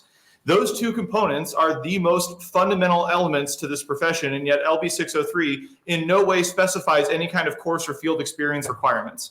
The only specific program requirement in the bill is that they complete a standardized test, which is the least important component of a teacher preparation program. More concerning than what the bill does not require is what the bill does require. In order for a program to be recognized, again, as we've heard from several individuals, it needs to come from a company that operates in at least 5 states and has been operational for at least 10 years, meaning this bill is intended to allow already identified companies to profit off of our teacher shortage. This component of the bill also prevents school districts, educational service units, or other entities within the state of Nebraska from developing viable grassroots alternative certification programs that will take on the challenge of providing a robust alternative pathway. For example, in my own district, we've already established a program that helps selected paraprofessionals become teachers in partnership with Midland University. Innovative programs like this would be ineligible for consideration under this bill because they don't meet the multi-state or multi-year operation criteria. Finally, any certification decisions should be made by the State Board of Education to make sure that we are consistent across all of our certification pathways and guaranteeing that every teacher candidate is high quality, experienced, and ready to work with kids on day one. Ceding that ability to establish the criteria for certification and putting it into statute prevents the Department of Education from having the flexibility it needs to adjust or react to new innovation or ideas. And I'll just use a really simple example for what I mean by this. What if we were to find a program that operates in 4 states? By this statute, we couldn't use them simply because they were 1 state short from what was listed in the text. We welcome finding new paths for people to come into the education profession, but those paths must focus on producing high quality candidates who are well-trained and have sufficient field experience so they can deliver the quality education our kids deserve. Unfortunately, LB 603 fails to establish robust requirements, takes agency away from the State Board of Education, and is written in a way to allow existing out-of-state programs to profit rather than encouraging our local partners to innovate and develop strong programs. I strongly urge you to oppose advancing LB 603 to general file. Thank you. Thank you for your testimony. That was quick. Anyone have any questions? Oh, yes. Senator Wayne. Chief, do it first, please. We haven't heard. What ways do you envision to create some new pathways or alternatives? Like what do you have? What has the association talked about? We have some existing ones on the books that we could certainly strengthen. I think in Omaha, the TAP program is one that a number of my colleagues have come through that fit a lot of the criteria that's in this bill. They had a bachelor's degree, just not in education. So they go to UNO for a year, and then they're placed into a partnering district like Millard or OPS or another district in the metro. I know you referred to the cost of that. It's obviously more expensive than $1,500. However, those hours count as grad hours, and the 2 primary consideration for a teacher's placement on its salary schedule is years of service and the amount of graduate hours they complete. So although there is an increased cost element to that, it also leads to an improvement in their salary when they're hired by that district. So that's one example. The other main thing I think we need to focus on is just we need legislation that's going to help us in our grow our own efforts that were discussed on the preceding bill. You know, in Millard, for example, we started to build clubs that are helping encourage kids to become teachers as early as 1st or 2nd grade if they've got that love of working with other kids, and then encouraging districts to take on the responsibility of mentoring and training individuals that want to become educators. For me, the bottom line is, like, I grew up in Millard. I graduated from Millard West in 2003, and I went back to Millard West because that was home for me.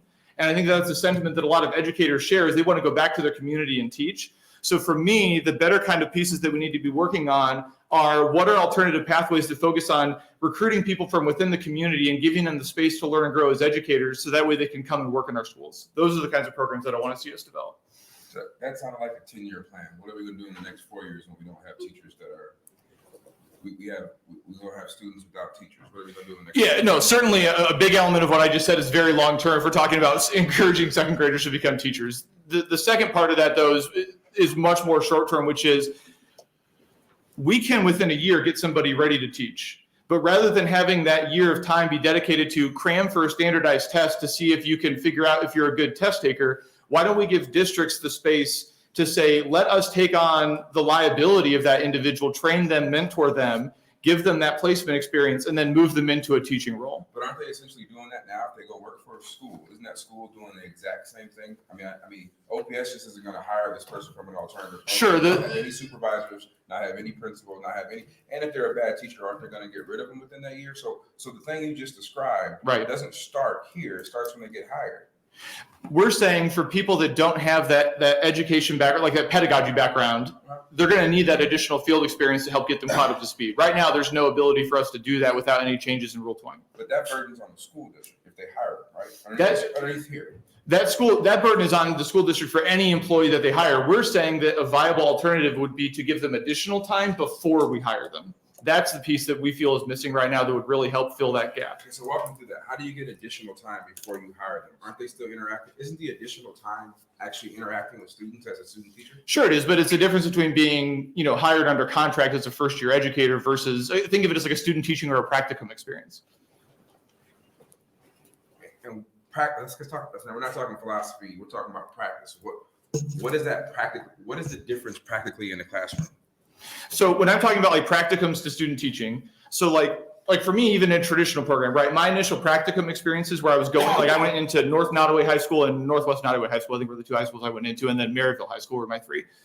Your first round, you're just doing observations, right? So you're watching an existing teacher and then you work with them afterwards. You talk with them kind of, hey, what were the methods? Why did you choose to approach it this way? Why did you provide those accommodations for that student? And who are you having that conversation with? Teachers? Yeah, the teachers that you're assigned to. Do you think that teachers right now in Omaha Public Schools and in Millard have time to do all that? They are currently doing it. With certain students who have been there, right? But I'm saying overall, what is the problem with bringing people who have real life experience and shorten that up to help solve this teacher crisis? I think that for a vast majority of students, I think it probably would go smoothly, full disclosure. But if you have, and I'm going to speak to something I know Senator Linehan is very passionate about, if you have a student who has dyslexia, and I have no training to work with that student with dyslexia, how does my real world experience prepare me for that? That's the wrong example because we know even the most educated teachers right now in school districts aren't doing that. That's why we have a bill to collect data to figure out why they're not doing it. So that's not a good example because we're not doing that right now. We have a huge problem when it comes to that. So I understand what you're trying to say, but that wasn't a good analogy. With respect, I've worked with several students with dyslexia, and I feel that my training has adequately prepared me to work with them.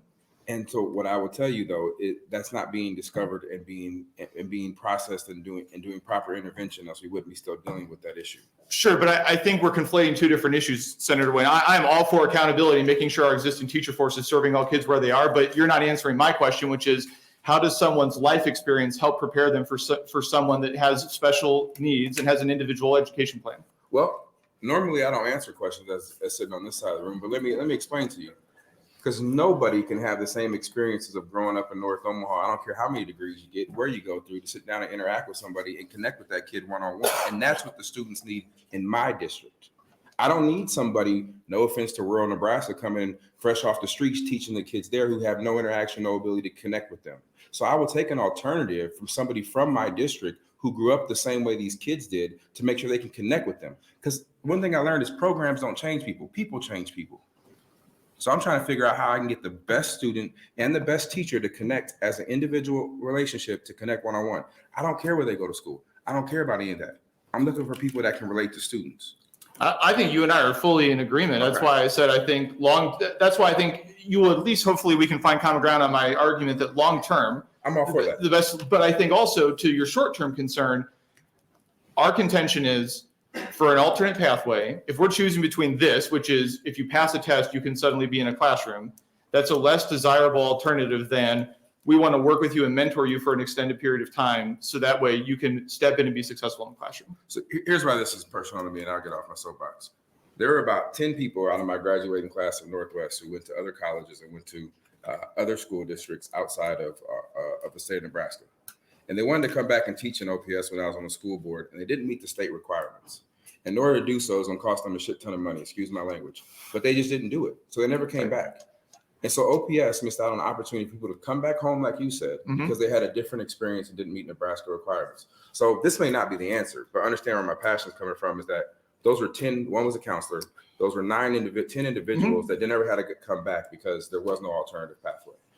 And so I don't know what the alternative pathway is. I'm just saying, if you're willing to work with Senator Linehan to figure something out, I'm willing to help out however I can, but we got to do something to make sure that we can. No, I want to make it crystal clear. I fundamentally, like, not just as an NSDA position, but personally, because I've had similar experience of trying to get people to come back to Nebraska and it's been unsuccessful. I 100% agree with you that we need some viable alternatives. My only position is I don't think this is the right one. And yeah, I'll work with you. I'll work with Senator Linehan. Absolutely. So I want to make that crystal clear. Fair enough. Appreciate it. I appreciate the dialogue. This You're is the only great. one that can get me to answer a question. Just want you to know that. Thank you, Senator Wayne. Senator Conrad, you have a Thank you so much, Vice Chair. Thank you, Tim. Good to see you. I guess I had one question that, and Senator Albright touched upon this earlier, and I'm a new member of the committee, so trying to get up to speed on things, and the last testifier mentioned this as well, but is part of your testimony that this is really an administrative matter that should be dealt with through the Department of Education and Rule 20? Is that part of it? That is a part of it. Okay, Absolutely. I just wanted to make sure Yep. I was understanding that and just kind of thinking through what the right remedy is, Yep. or the right venue kind of for things. The other question that I wanted to bring up, and you don't necessarily have to answer, you don't know the answer off the top of your head, but I didn't want to catch Senator Linehan off guard in her closing. I wanted to give her a chance to start percolating about things. But, one thing I was thinking about as I was reading the legislation and kind of reviewing it again, and it strikes me that this is special legislation or a closed class or both. Like, this seems to be written to assist a specific company with a specific activity, which is not necessarily the goal, the activity, right? To facilitate our shared values, our shared goal of addressing the teacher shortage. We have to get creative. We have to think outside of the box. We have to use all the tools available, right? And I commend Senator Linehan for her leadership and thinking creatively in that. But I'm just concerned with the technical drafting of it, that it may not be permissible under our broader legal framework. So I just kind of want to think about that. You don't have to answer that. Yeah, but I didn't want to catch her off guard. I don't think it'd be appropriate closing. for me to answer that beyond to Sure. say I think your thought process that you just shared would mirror a lot of our own thought process when we decided what stance we were going to take on this bill. Okay, thanks so Yep. much. Any other questions? Thank you, Senator Conrad. I do have a quick question for you. You keep referencing the number of states that this program would be in, how long somebody should have been in a particular field. But I mean, with the information that we have and knowing that this was a federal program that we're talking about that started back in 2001, it's been offered in 13 states. There's a 97% retention rate over the 3-year mark and the national average of 80%, 15,000 teachers. We're searching, we're trying to help. And that's where I think we have to look at all the alternatives. Sure. I will certainly look into the rule, our last Rule 20. I'll look at the standards, but anything that we can do to help figure out what we can do in the state of Nebraska. Maybe it's not for, the big three, but maybe it's for the rural folks. Absolutely. I mean, we've got to offer some alternatives, and I appreciate everything that you have brought to us so that we have something to think about.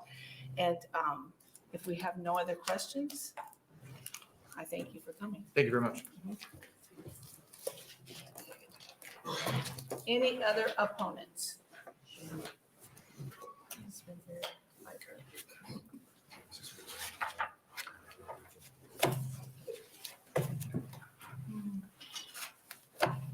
Madam Chair, I do apologize for cussing. It's been a long summer and I haven't got back into the professional mood. I'm gonna start today. You have my promise. We will look to bleep that word. Hello, sir. How are you? Hello, I'm Jim Walter, JIMWALTER. I'm a retired UNL Teachers College and College of Education professor. I've been part of the educational establishment in Nebraska for nearly 50 years in terms of approval of teacher education programs and approval of programs in schools.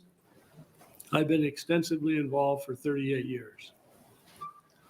I'm an opponent of this particular bill, but I'm a proponent of alternative certification because, as has been expressed here, there is a tremendous need for that. And there's probably a lot of teaching talent that doesn't come through traditional undergraduate teacher education programs. My problem with LB 603 is that I don't think it solves any real problems without creating some others. I think that two of the criteria that are irrelevant to me are that the program exists for 5 years and is found in at least, or for 10 years and is found in 5 states. That doesn't speak to quality at all. And if you want to put into legislation what the qualities of an alternative teacher education program ought to be, that's going to be an exhaustive process. So what I would point to is Rule 20, which has already been mentioned. In Rule 20,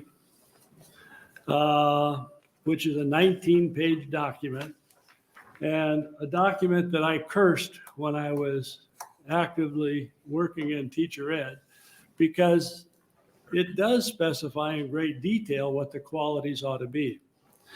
But in that particular rule, on page 5, there is a good description of how the Commissioner of Education can provide alternative approval for alternative teacher education programs subject to the review of the state board. It seems to me that the issue being discussed here belongs either in Rule 20 or in some other rule by the Department of Education. I want to reiterate something that was mentioned earlier, and that is the involvement of teacher candidates in field experiences in the schools.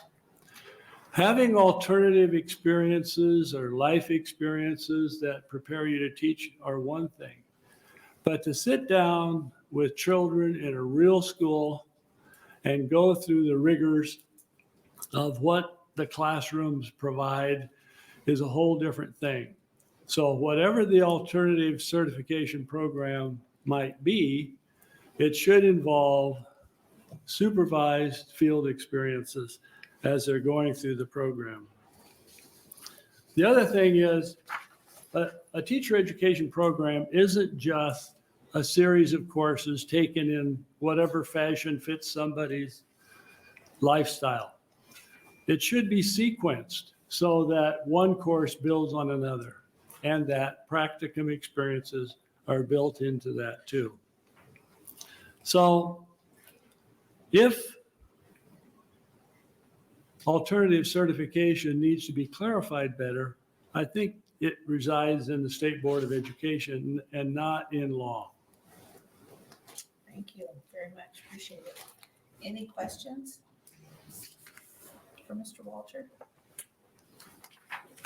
Seeing none, thank you for your time. Any other opponents?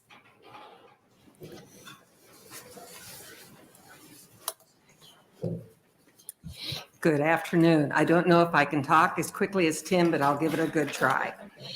I'm D.E. Tonak, T-O-N-A-C-K, from Lincoln. Good afternoon, Vice Chair, Senator Albrecht, and Education Committee. I'm a retired educator and certainly know the importance of this committee and your work. When I signed up to testify on LB 603, I really didn't know what category to pick because you don't have a category called caution. I have many questions. There are many bills and efforts that you are working on that are attempting to address the teacher shortage, certification in particular. Thank you. But as already been said, the Department of Education and our state has alternative ways to get a certificate. Tom Wanzluck had to leave. He also worked with UNL, but he had the same comment. You're going to go look at Rule 20 and Rule 21 also to see all the details that are in this. This bill mentions a certification organization, already been mentioned, 5 states, 10 years. Somebody must have looked into this to see what groups could already do this. So what are the costs? You've asked that. I hope we do not get caught in that costly web, which the praxis test has put many of those having to pay. You've heard me, haven't you, Senator Walz, against the praxis. I've helped tutor on that. It is a bad test and it's a costly test. A pedagogy test, mentioned in the bill, without accompanying practicums and supervised teaching experiences would not properly evaluate a person's readiness in the classroom.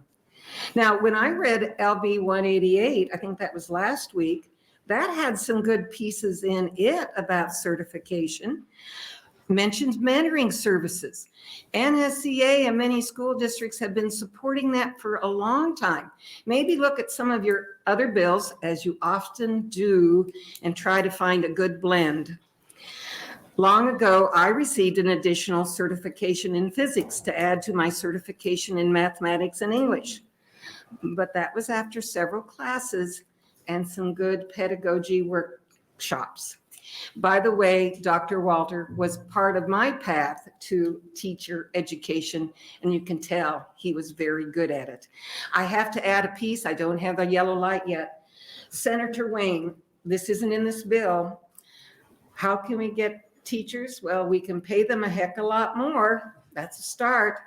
And I'm sure you've heard from other people the challenges, all the things that they're trying to do now. And there is an angry mode, a discipline problem. Help us with that. That's not part of this bill, but please keep looking at that. Thank you for all of your work. Stay with it, please. Any questions? Well, thank you for your comments. Appreciate it. Any questions from the committee? Thank you for being here. Any other opponents? No opponents. Any proponents, or excuse me, neutral in the room? Anybody in a neutral, which Mr. Walter could have been. Both ways. Seeing no one in the neutral position, Senator Linehan, would you like to close? We do have 2 proponents that had sent in and 1 opponent. We have our close with Senator Linehan. Thank you. I'm not an expert in this. This was brought to me, and one of the reasons I was swayed by it was it was started by the U.S. Department of Education under Bush. And I'm also swayed because I've known young people around in their late 30s, early 40s who are leaving a career, want to go to another career. And the way I understand it now, it's improved from when I first got on the committee. I do think there's more alternate ways to get into education now than there were 3 or 4 years ago. But the big difference here is you get somebody who's 40 years old, they got 3 or 4 kids, maybe 2 kids, and they've got to pay the bills. And then you're going to ask them to go back to school all the time. They're not teaching, they have to be in school. Because I think it's another, and this I will figure out, and we need to figure out as a committee. But there's several more hours of college, which college credits are a lot more expensive than they used to be, plus fees. They mentioned it. So it's going to cost you a lot more than $1,500. I mean, that's the kind of the bottom line here. And I think more broadly, what we're seeing here, there's a tug of war going on, not just in education, but in all kinds of higher education institutions. Are we really still going to have, in today's world, are we going to have people go to classes at a campus, pay the fees, when maybe they could take those online classes and cost the students a lot less? This is a national kind of debate going on. What is the future of higher education? And as the proponents, thank you. Opponents, thank you. It's just another thing for us to look at. And I do think, and again, we see the difference between rural and urban. Is it a crisis or not a crisis? If it's a crisis, then you have nobody in the front of the room. Seems like this is better than nobody. Or sub, and a different teacher every 4 or 5 days, or a distant teacher, you would know, Senator Walz, a child doesn't like to have a different teacher every 2 or 3 weeks. It's not the best situation. So Thank you for your comments. Any questions from the committee? Seeing none, thank you for LB 603. Back to you.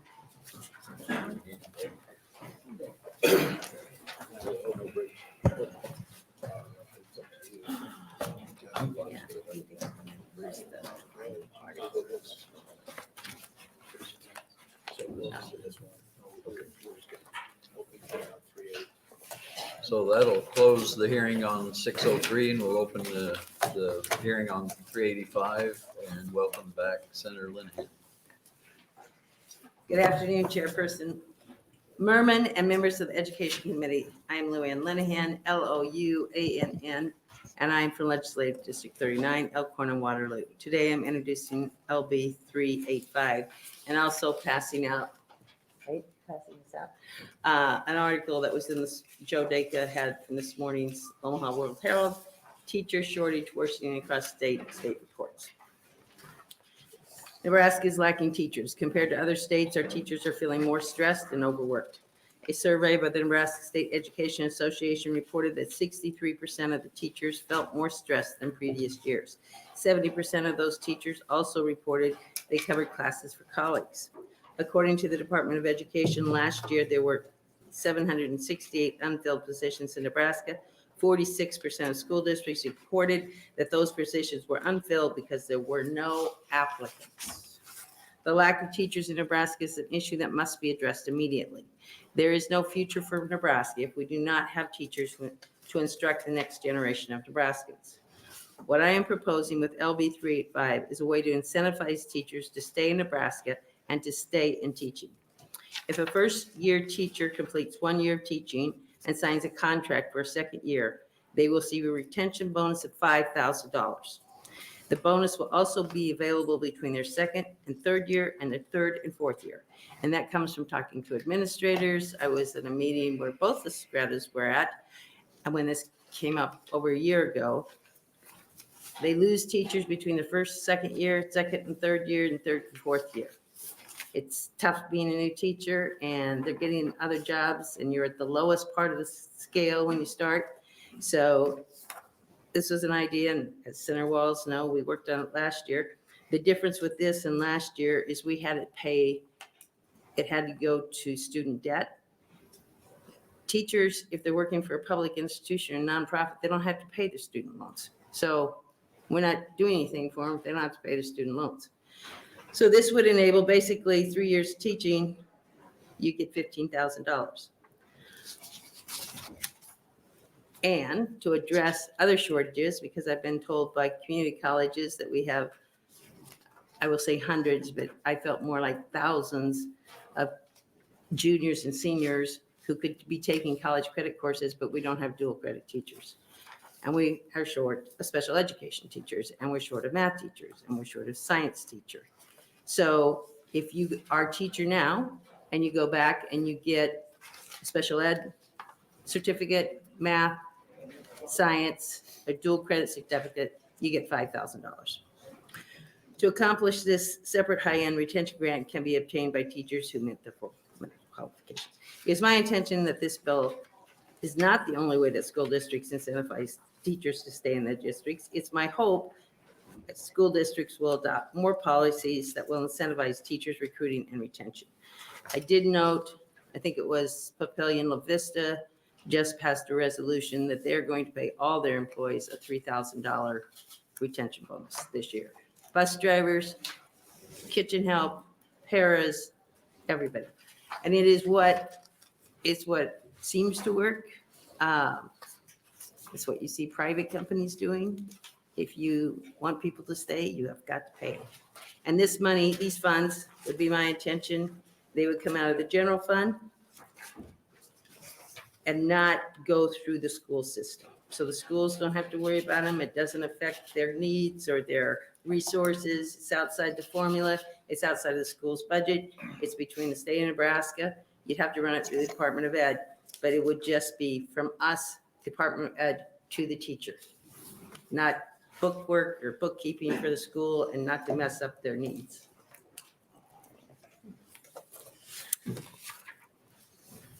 Thank you, Senator Linehan. Does anybody have any questions this time?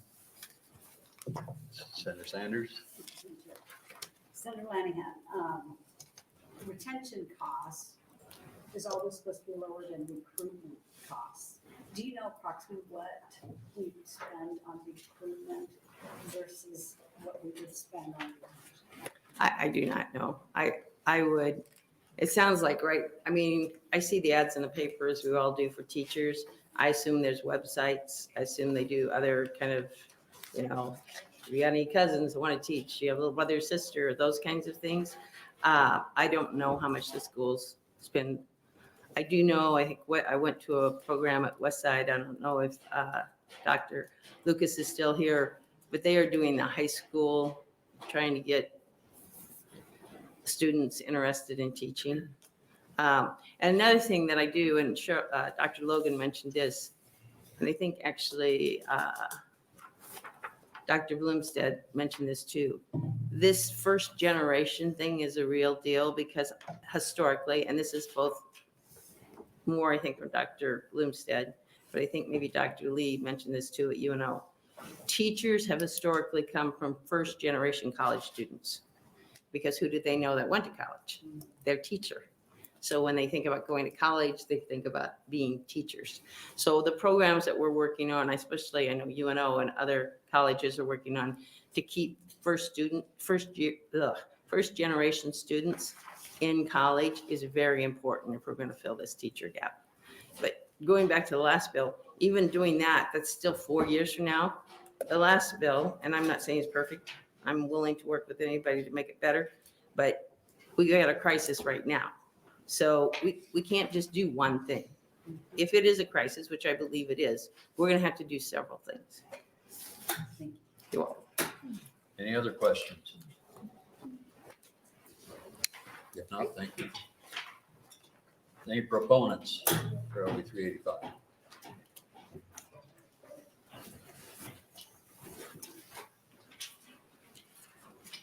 Good afternoon. Good afternoon. My name is Mike Lucas, Mikelucas. I'm the superintendent of Westside Community Schools in Omaha. Thank you to all of you for your work as leaders in the great state of Nebraska. As the committee knows, our nation and state have an educator shortage problem. LB 385 is definitely a step in the right direction to incentivize teachers to enter and remain in the educational workforce. Several school districts, including Westside, have offered retention stipends in the past year or two, and it has gone over very well. We wish we could do more. We're actually working with our foundation and working to do more as we speak. Our district has not yet seen the damaging effects of the shortage just yet. We don't have any unfilled positions. We've been able to hire all the vacancies that we have, even as we plan for next year. But we want to definitely stay proactive as this is a large concern. LB 385 could help pave the way to a more sustainable approach across the state and from district to district. Several high needs areas are targeted, as you know, to include special ed, math, science, and technology. That can help in all areas of the state to include rural Nebraska. I often think about my first 6 years as a superintendent in beautiful Franklin, Nebraska, part of Senator Merman's legislative district. And back in 2003 to 2009, when I was lucky to be a flyer, we struggled to get applicants. We made some really good math and science hires, but we took them from Wilcox, Hildreth, and Minden. And so this would be something that would help all of Nebraska, to include Omaha. Senator Linehan just made a very great point in her opening. While we don't have any unfilled positions at Westside, we're lucky. We are not able to offer all the dual credits that we could curriculum-wise because we don't have the certification of teachers in some key spots, and we're working on that as well. So again, thank you for all you do, and I'd be happy to answer any questions you might have. Thank you. Any questions for Mr. Lucas? If not, thank you very much. Thank you.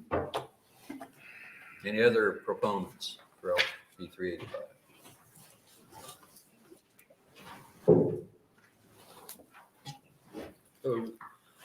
Hello, my name is Edison McDonald, Edison MCDONALD. I'm here representing the ARC of Nebraska. We are Nebraska's largest membership organization representing people with intellectual and developmental disabilities and their families. We focus on community inclusion because it results in the best treatment outcomes that are the most cost effective. Therefore, we strongly support LB 385. Special education advocates have been calling for serious system reform in Nebraska, whether through learning loss, increased use of restraint, increased use of seclusion, school pushout, or lack of proper supports for special education staffing is hurting students. When we don't have adequate staffing, this is what happens. Overloaded and undersupported staff are unable to properly support students. Then when adverse interactions happen, they have a harder time focusing on de-escalation and end up with more dangerous incidents. Policymakers, including Governor Pillen, have responded with a number of potential remedies. These bills could be a historic investment in special education, finally fulfilling the promises made when special education was created. The significant shortage of teachers and support staff means that students and teachers are being placed into unsafe conditions and students are suffering from learning loss. This is not a new problem, nor is it solely a Nebraska problem. On the next page, you'll see a graph of shortages by departments over the last 20 years. As you can see, the only department area to have shortages every year is special education, followed by STEM at 90%. This is not a short-term problem. You can also see in another graph that's included that we have a map of which states have had the worst issues with special education staffing, and Nebraska is in the group of states with the worst issues consistently.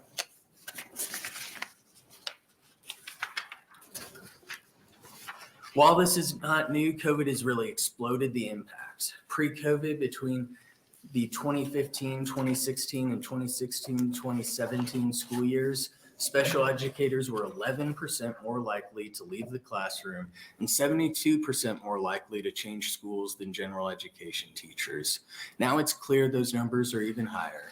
This issue will continue to be problematic unless we act. So we looked at what other states and districts have done to address this. In Georgia, Maryland, Hawaii, and Michigan, they've offered incentive bonuses ranging between $5,000 and $15,000 and have seen staffing shortages cut by half or more. This helps in several ways. It ensures the retention of current special education teachers, encourages teachers not currently using their special education certification to switch, helps to recruit new teachers, and helps to build and encourage a long-term pipeline. While this is only part of the solution, it is key, especially as a tool to provide more immediate fixes to the crisis. Then we can leverage more long-term solutions like increasing state special education funding to 80%. Our only concern with this bill is that we believe it would be important to also include paraeducators, but at a lower level. The support staff is absolutely critical to ensuring the experience of students with disabilities. Thank you for this opportunity to testify, and we urge your support of LB 385. Any questions? Any questions for Mr. McDonald? If not, thank you very much. Any other proponents?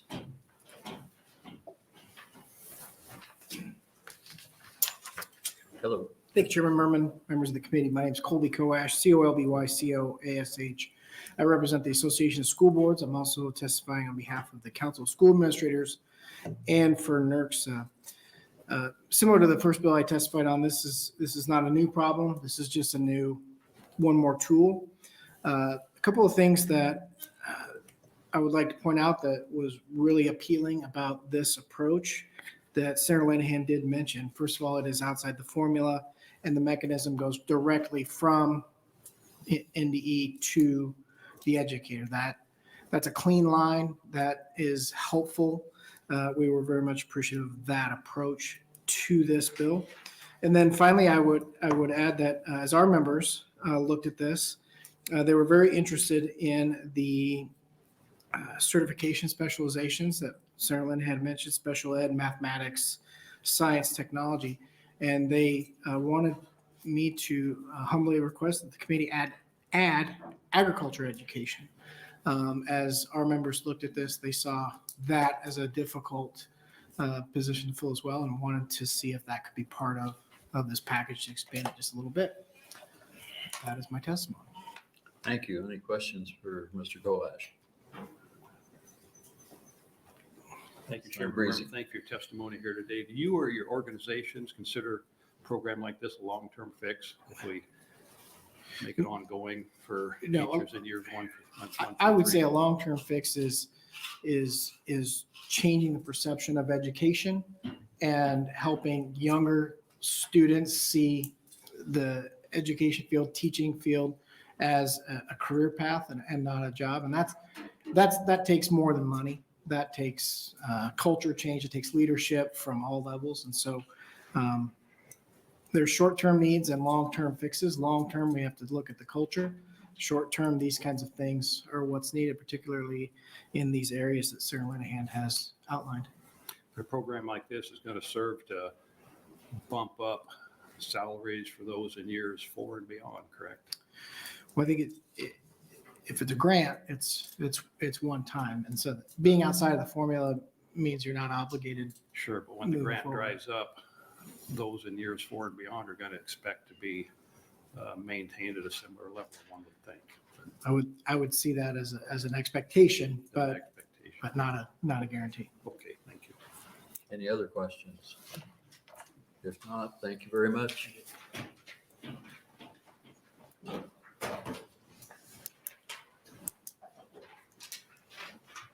Good afternoon. Good afternoon, Chairman Merman and members of the Education Committee. My name is Courtney Wittstruck. That's COURTNEYWITTSTRUCK. And I am here representing all 6 Nebraska community colleges today. So I'm here to provide testimony in support of LB 385, which would create recruitment and retention grants for Nebraska teachers. According to a 2022 survey administered by the Nebraska Department of Education, the subject areas that are currently in short supply include the following, many of which Senator Linehan already mentioned, so I won't go through the whole list. But one of the things she mentioned, dual credit, special education, and several other things on my list, over 12 actually subject areas that are in need, which basically represents almost every area, almost every school district, and every type of teacher is in short supply, as you all know. In fact, also as Senator Linehan mentioned, an article in today's Omaha World Herald, it outlined just how critical the teaching shortage in Nebraska is. So at the beginning of the 2022-2023 school year, I think actually Senator Walz mentioned this earlier, there were 768 reported unfilled teaching jobs in Nebraska. And that number, the thing that really stuck out to me was that it's up nearly 60% over last year. So not over a decade, but over last year. And then that represents 2.75% of all teaching openings in Nebraska. So it's clear that the teaching shortage in Nebraska needs to be addressed and soon, as everyone I think has already testified. And accordingly, Nebraska's community colleges support LB 385 and its efforts to do so. Thank you very much for your time. Thank you, Ms. Wittstruck. Any questions? If not, thank you very much. Thank you so much.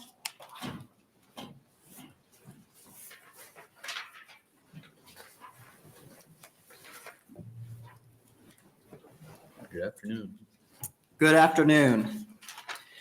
Chairperson Merman and members of the Education Committee, thank you for the opportunity. I lead government relations at Doane University. My name is Luis Sotelo, L-U-I-S-S-O-T-E-L-O. I value the opportunity to share in this conversation with you to support LB 385 on behalf of Doane University. I joined this conversation today as a former middle and high school teacher and coach, and someone who has spent my entire professional life dedicated to advancing educational opportunities for all students, because it's through providing quality teachers for our students that all other professions and critical functions of a vibrant democratic society are possible. LB 385 moves us in that direction by establishing the Nebraska Teacher Recruitment and Retention Act, which would provide a $5,000 grant per certified teacher who completes their first year of full-time employment in Nebraska. The act would also offer additional retention and high-need area grants. At Doane University, we are one of Nebraska's top 5 largest preparers of educators, with our College of Education serving more than 1,050 undergraduate and graduate degree-seeking students and more than 500 non-degree seeking students. About 160 of those students are undergraduate students currently preparing to enter the teaching profession. We have front row seats to the tension our students feel as they enter the field that they were genuinely called to do while processing how to make their career financially viable, many with student loans to worry about as well. This scenario is not unique to Doane students and can likely be shared by Nebraska students attending other colleges and universities entering the teaching field. While solving the teacher shortage is truly complex and will take a more holistic approach than the grants included in this bill, I can confirm that students and families are engaging in cost-benefit analyses to decide if teaching is right for them. Knowing that grants are available may be beneficial to the students making these decisions. Research also informs us that members of Generation Z, the generation that succeeds millennials, the generation that makes me feel old, are even more price conscious. They are pragmatic and will be more hesitant to pay for a college education to enter a field that they may perceive will not pay off. Within this context, Doane University would be supportive of expanding the types of grants offered by the proposed Nebraska Teacher Recruitment and Retention Act. In fact, we see a clear recruiting opportunity into the teaching field if Nebraskans had access to $5,000 grants per college student per year that they are studying to become teachers. This removes some financial barriers to study education. Simply put, we are incentivizing future teachers earlier in the recruitment funnel instead of waiting to see if they are called to teach. I should mention that Senator Walz's Student Teaching Assistance Act found in LB 519 also helps with front-end recruiting. On behalf of Doane University, we want to thank you for your hard work and your willingness to collaborate with colleges and universities to reduce the teachers' shortage. We are ready to play our part and help because we know that if Nebraska is to compete economically and compete in fostering strong communities in rural and urban areas, we must work together for the future of all of Nebraska's students. Thank you, and I'll be happy to answer any questions. Thank you, Mr. Sotel. Any questions for Mr. Sotel? Okay, thank you very much.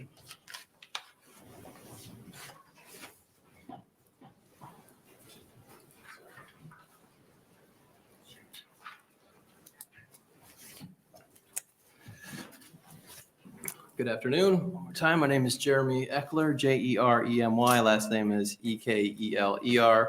I'm the Associate Director of Education Policy at the Nebraska Catholic Conference. We're here in support of LB 385 and have some suggestions for it as well. We are in support of the general approach of addressing teacher recruitment and retention issues. Catholic Conference was here consistently in past years to support bills related to educator workforce issues in Nebraska schools, including our support of Teach in Nebraska Today Act that passed last year, and Senator Sanders' military spouses bill as well. First, a look at how we got here. During the pandemic, we discovered that 54% of teachers considered leaving the profession within 2 years. We saw this coming. And now as we exit the pandemic, we're feeling the fallout. Many public school districts have openings. I think Senator Linehan sent out the story about today. Nebraska Catholic schools are not immune, especially those in rural communities, are reporting that applicants are dwindling. Hires are happening later, and new teachers in the profession are few and far between.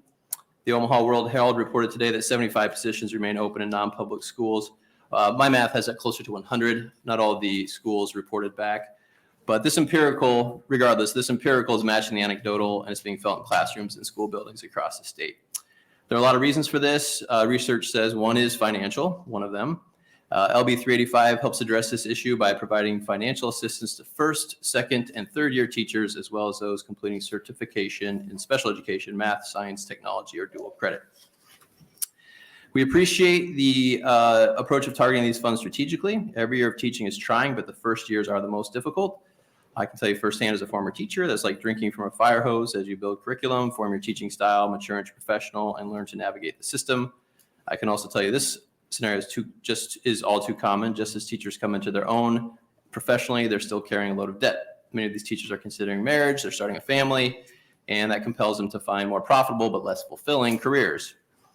So financial assistance goes a long way to support not just the professional, but the person launching into the next phase of life. With this in mind, we do have a recommendation, and Senator Breezy, your question was one that was on our mind as well about a cliff effect, perhaps, with these grants. So one idea, rather than $5,000, maybe to go with a lower amount. Right now, I think the bill would serve about 2,000 teachers, but we have over 26,000 statewide, so it's safe to assume the bill's reach is short. Lowering the amount would mean we could reach more people. Also, I'm just sensitive to this because as a former principal, this would come up. Providing $5,000 to newer teachers boosts their overall take-home pay, in some cases significantly above their peers, which is, a difficult situation to navigate. Nonetheless, we need to keep new teachers in. So how can we reconcile these things? Maybe talking about the allocation, and the allocation amount would be helpful, and reduce the cliff effect. The other thing, listening to the discussion here that's not in the notes, we focus this on areas of need in terms of content area. We could also focus on some immediate needs in terms of neighborhoods and areas, sparse areas, community eligibility provision neighborhoods, basically giving preference to the poor, the vulnerable, and where the needs most necessary right now. So in closing, we're excited to see the creative and collaborative approaches like LB 385. Just wanted to offer some suggestions, and I'm here for any questions. Thank you. Any questions for Mr. Eckler? If not, thank you very Thanks. much. Any other proponents?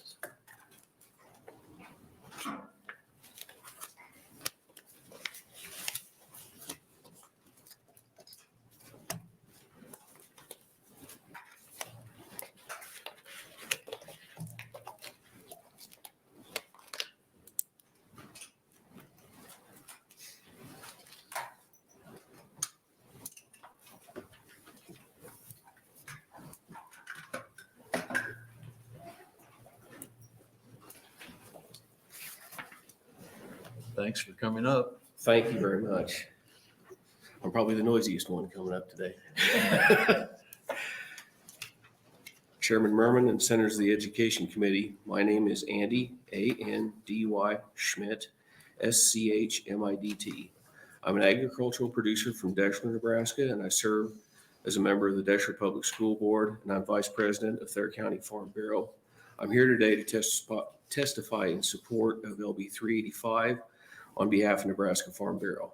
I want to thank Senator Linehan for bringing this bill that will address what I consider to be a crisis retention of education professionals. And I also want to thank Senator Brandt for co-sponsoring this bill. For many of us, it's obvious that there is an issue in Nebraska keeping quality teachers. I think that's been well brought out today. This problem has been brewing for long before the pandemic. Our former superintendent told me 5 years ago he never believed there would be a teacher shortage, but he believes it now. Since that time, the pandemic has resulted in working conditions that teachers have never encountered and has just exacerbated the shortage. Combined with a plethora of other job opportunities to be had in our state, which has the nation's lowest unemployment rate, we are losing teachers at an alarming pace. This effort to provide new teachers with retention grants is just another arrow in the quiver that schools may use to get good teachers to stay. The bill also encourages school districts to incent teachers, and those efforts would be very timely. Thank you for your consideration, and I encourage your support. Do you have any questions? Any questions for Mr. Schmidt? I'm going to ask a question because he came a long way and he has his clutches and everything. So I'm going to ask a question. Gosh. Can you tell us a little bit about the teacher shortage in your area? We, as I said when I testified for the last bill, we are short 2 teachers right now. We've been short a music teacher this entire school year. We've been filling it with long-term subs. We have a first grade position open now that normally elementary positions, we have a number of applicants for. We only have 1 at this time. Mm-hmm. And in past years, other positions we've filled, normally you'd have several applicants. We're lucky to have 1. All right. So it's real, it's out there. And in visiting with our superintendent, I asked him about this particular bill and he said anything to help. Well, thank you for coming out You today. bet. Thank you. Any other questions for Mr. Schmidt? not, thanks a lot. Thank you for your time.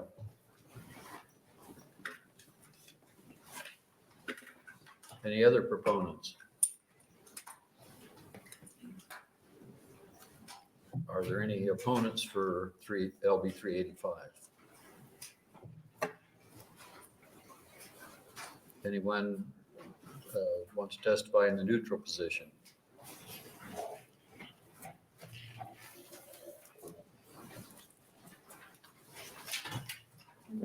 I just wanted to do all three. I did support an opponent, and I figured I'd do neutral on this third. No, I'm just kidding.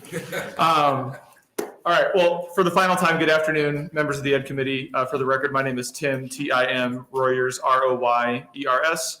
I'm the president of the Millard Education Association. Again, speaking on behalf of the Nebraska State Education Association in a neutral capacity on LB 385. First, it's kind of weird that Senator Linehan's back here, but I get why. I want to thank you, Senator Linehan, sincerely for proposing this. Because as everyone else has said, this is a growing problem. It's not a new problem. It's a problem that the pandemic has simply exacerbated. And so we appreciate you sincerely putting a spotlight on this, and we look forward to continuing to work with you and others on this issue. That being said, while we are supportive of the general effort to provide state-level grant program to tackle retention and recruitment for the reasons that all the supporters said, the reason I'm testifying in a neutral capacity today is because as written, we feel there are several specific components of the bill that we would like to see modified to maximize the potential impact for educators in Nebraska. First and foremost, the bill as written primarily provides payments to those in the first 3 years of their teaching career. And again, I want to acknowledge a $5,000 per teacher amount is a significant and needed investment. But we have concerns that those retention efforts stop after a teacher's third year. And we have those concerns for two reasons. First is one of the ones that Senator Breezy alluded to. For teachers moving from their third to fourth year, this will create a steep drop off in take home pay because most starting teacher salaries are in the high 30s or low 40s. So losing $5,000 of additional income would be a significant percentage. The second reason we're concerned about the limited window of eligibility is we believe that all teachers deserve retention compensation for the work they've done, regardless of their years of service, especially given everything that they've done these past few years. From a retention standpoint, and I'd love to discuss this more with you, we are actually more concerned about losing our mid and late career educators currently than we are early career educators. Additionally, the high need grant also has what we feel is a too limited degree of availability. As written, it says that eligible teachers must both teach and complete a certification in one of the areas of need between 2024 and 2027. So if I already teach special education right now, for example, I am not eligible to receive the grant for an area of high need. And again, as someone who taught in one of those areas of identified need as a dual enrollment instructor, I want to emphasize the appreciation I have for the focus being brought to these areas. But by limiting the eligibility to only those who are newly certified, we're concerned that it would have a negative consequence and actually make our veterans in those areas more likely to leave after the bill, not less. Finally, we want to highlight the funding for this bill. The recommended allocation of $10 million in the general fund would mean that at a maximum, the state could disperse at most 2,000 grants. We feel that's far below the number of potentially eligible educators. And we believe the bill must be adequately funded to help provide retention payments for all educators. And again, as you all work on this bill, I would be cognizant of what the governor is attempting to do with the separate education fund. I feel like there's some great synergy that could happen there with those pieces. I want to reiterate that there are incredibly strong concepts in this bill that we support, but that there are also big enough question marks surrounding the specifics of the bill that we believe need to be addressed before we can take a stance to support. I ask the committee to seriously consider our feedback and make the necessary modifications to this bill so it will help Nebraska retain our high quality educators. My thanks to Senator Linehan again for bringing this forward, and I thank the committee for its time and consideration. Any questions for Mr. Royers? If not, thank you very much. Thank you. Any other testifiers in neutral position?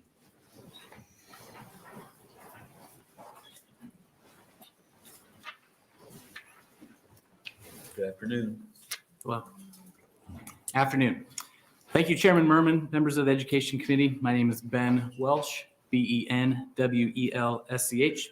I'm here today to speak as a local teacher and negotiator from Hastings, as neutral with concerns for LB 385. First, I want to thank Senator Linehan for introducing LB 385. This bill would add much needed money to help educators continue the great work of teaching students in our schools. These dollars would help recruit new teachers into the profession and help fill vacancies across the state. Keeping teachers in the profession during a teaching shortage is vital to keep schools running and students learning. However, LB 385 falls short when it comes to teacher retention and potential cliff effect after this grant runs out. As a local negotiator who works with our school board to support teachers through collective bargaining, I know the top priority of our districts is to compensate our educators equitably and fairly. We're always looking for ways to help recruit and retain our teachers in our district during those discussions. We weigh the needs of our new educators as well as our veteran educators. It's important that LB 385 do the same. We need to find the right balance of using these funds to not only recruit teachers, but also to retain the teachers who have worked tirelessly for our students for many years. I believe some changes to the bill would be more equitably and fairly help our teachers no matter where they are in their teaching careers. Others have already talked about the specifics of who is eligible. Others have already talked about the specifics of the LB $385. I want to focus how these teacher grants and incentives would stack up inequitably for educators across the state. Let me highlight a few possible scenarios of those disparities for teachers who could face with these grants based on how LB 385 is currently written to skew dollars towards recruitment. Take a first-year math teacher who's already getting a $1,000 signing bonus at their local school district. That teacher could also get a $2,500 Department of Labor grant as a math teacher. That's a total of $3,500 in incentives that were granted before the possibility of this LB 385, which would add $5,000 more dollars. Now, while $8,500 is great for teacher recruitment, it's not quite as fair to our veteran teachers who have already been teaching for many years. Some teachers could get 3 or more incentives in 1 year at the expense of others. Another example is a third-year career and technical ed teacher who receives the $2,500 Department of Labor grant. Again, you add the $5,000 to the LB $385 and they would get another $7,500. Again, great for retaining our younger teachers.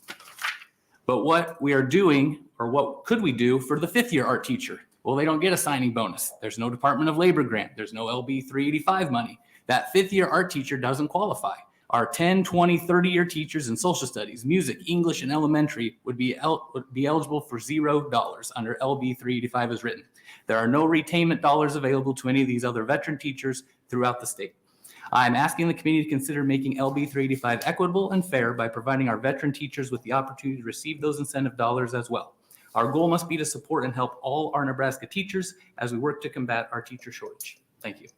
Any questions for Mr. Welch? If not, thank you very much. Any other testifiers in a neutral position? If not, Senator Linehan, you're welcome to yours. And while she's coming up, we have 12 proponents for the bill, 0 opponents, and 0 neutral. I'd like to thank you, the committee, for sitting here all afternoon and listening to all this, and I would like to thank the proponents and opponents and neutral testifiers. I will warn people on the cliff effect. Here is my understanding, and I know I'm not surprised that NSEA is not supportive of this bill as written. The way we pay teachers is different than most other professions young people go into out of college. Most professions, if you're a nurse, you don't make twice as much because you just you make whatever a nurse who's been a nurse for 20 years makes, because they need nurses and they pay nurses. In teaching, we start them at a lower wage and they gradually go up. They get a master's degree. I think it's a $10,000 bump. I should have and didn't, but will when we talk about this in committee. I will bring examples of how teachers' pay scales work. You get so much more for every year you're there. You get more for degrees you have, and you get more for certificates. My idea was this: you get out of college, you're broke. You get a job, you're gonna need a car. So you gotta buy a car. If you're gonna commit to that community, you might want a down payment on a house. These kinds of funds would help you keep that student in Beatrice or Lewiston. But if they're out there starving to death with no family, and a car that breaks down every 2 months, you're not going to keep them. They're going to go home where they can live with mom and dad. The point is getting young people to stay in teaching. Do we pay teachers enough? That's a whole different subject. The other problem, it's not problem's wrong word, challenge, is the benefit packages are very generous. So a teacher who's got to pay their dues and their retirement, which is 10% of their salary. So let's say they're making 40,000. 10,000 of that, 4,000 of that goes to retirement and dues. They also have to pay Social Security, another 7.5%. Throw in a few taxes, it's 20%. So they're taking home like not enough money, guys. So there's a lot of things we need to fix here, but my idea on this was, how do you keep them teaching? How do you help them get through those years when they have basically nothing? Not even a wardrobe. I mean, they've been going to college. I did try to address the more senior teachers by saying, as Dr. Lucas said, we have way too many high school kids that we could be getting college credits, which would save them money because they have to pay less when they go to college. It makes better use of our facilities that are hundreds of millions of dollars. And what we're short is of teachers.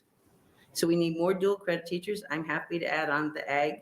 But I think when we, I'll be quiet now, but we come back, we need to look at how the pay is structured now. And I think that will better explain how I wrote the bill. Thank you. Any further questions for Senator Linehan? Senator Conrad. Thank you, Senator Linehan. I think this is a really informative and powerful hearing today. I really appreciated it. As you go back and talk with different stakeholders, and I'm sure the committee would perhaps be interested in helping, I'm just wondering if there's some maybe creative financing that we could explore with, say, for example, unused ARPA dollars that might go for like some short-term recruitment or retention bonuses to kind of address pandemic-related issues that would take some pressure off the general fund fiscal note, and then perhaps think about fiscal or general fund finances moving forward. Just wanted to throw that in creatively if there was a possibility. In the governor's talking points, when Senator Sanders is, I think Senator Sanders is that next week, whenever her bill is from the, he talks about retention, teachers retention. So I'm hoping that they're thinking there's some money there. But yeah, I'm willing to do anything because you can't have kids with no teacher. The teacher is the most important thing in that classroom. Agreed. Not the colors of the walls or how many gadgets they have, but the teacher in front of the classroom. I agree. Thank you. Thank you. Thank you. Any other questions for Senator Linehan? I guess I've got one. Okay. This bill would help to incentivize, of course, getting teachers, getting them started. I'm all for paying teachers more. I think teachers are underpaid, but I would really like to have more of an incentive type program to pay the best teachers even more. Any ideas on that?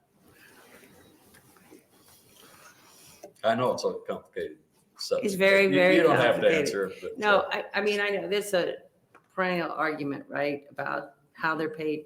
I do think, and I was pulled up Miller's pay scale, and this is what we need to dig into. It's easier, I think, for some people to make more money because if you're a coach, you get a stipend. If you're this, you get, a lot of things that teachers used to do for free, frankly. They were expected to do things. My sister was a teacher for probably 30 years, and she didn't have any children. This just shows how much the world has changed. Not because she didn't want them, she didn't have children. So she was expected to sponsor the FHA club, sponsor the PEP club, be a class sponsor, teach home ec, and didn't get any extra money for that. So that's changed. I'm not saying it's great, but it's at least now you don't expect them to dedicate your whole life. Way back when, they used to take teachers about how many kids they had or what they're, so it's gotten better. We still have some work to do. Thank you. Any other questions for Senator Linehan? Okay, thank you very much. That'll close the hearing for LB 385 and close the hearings for today. Thank you all for coming.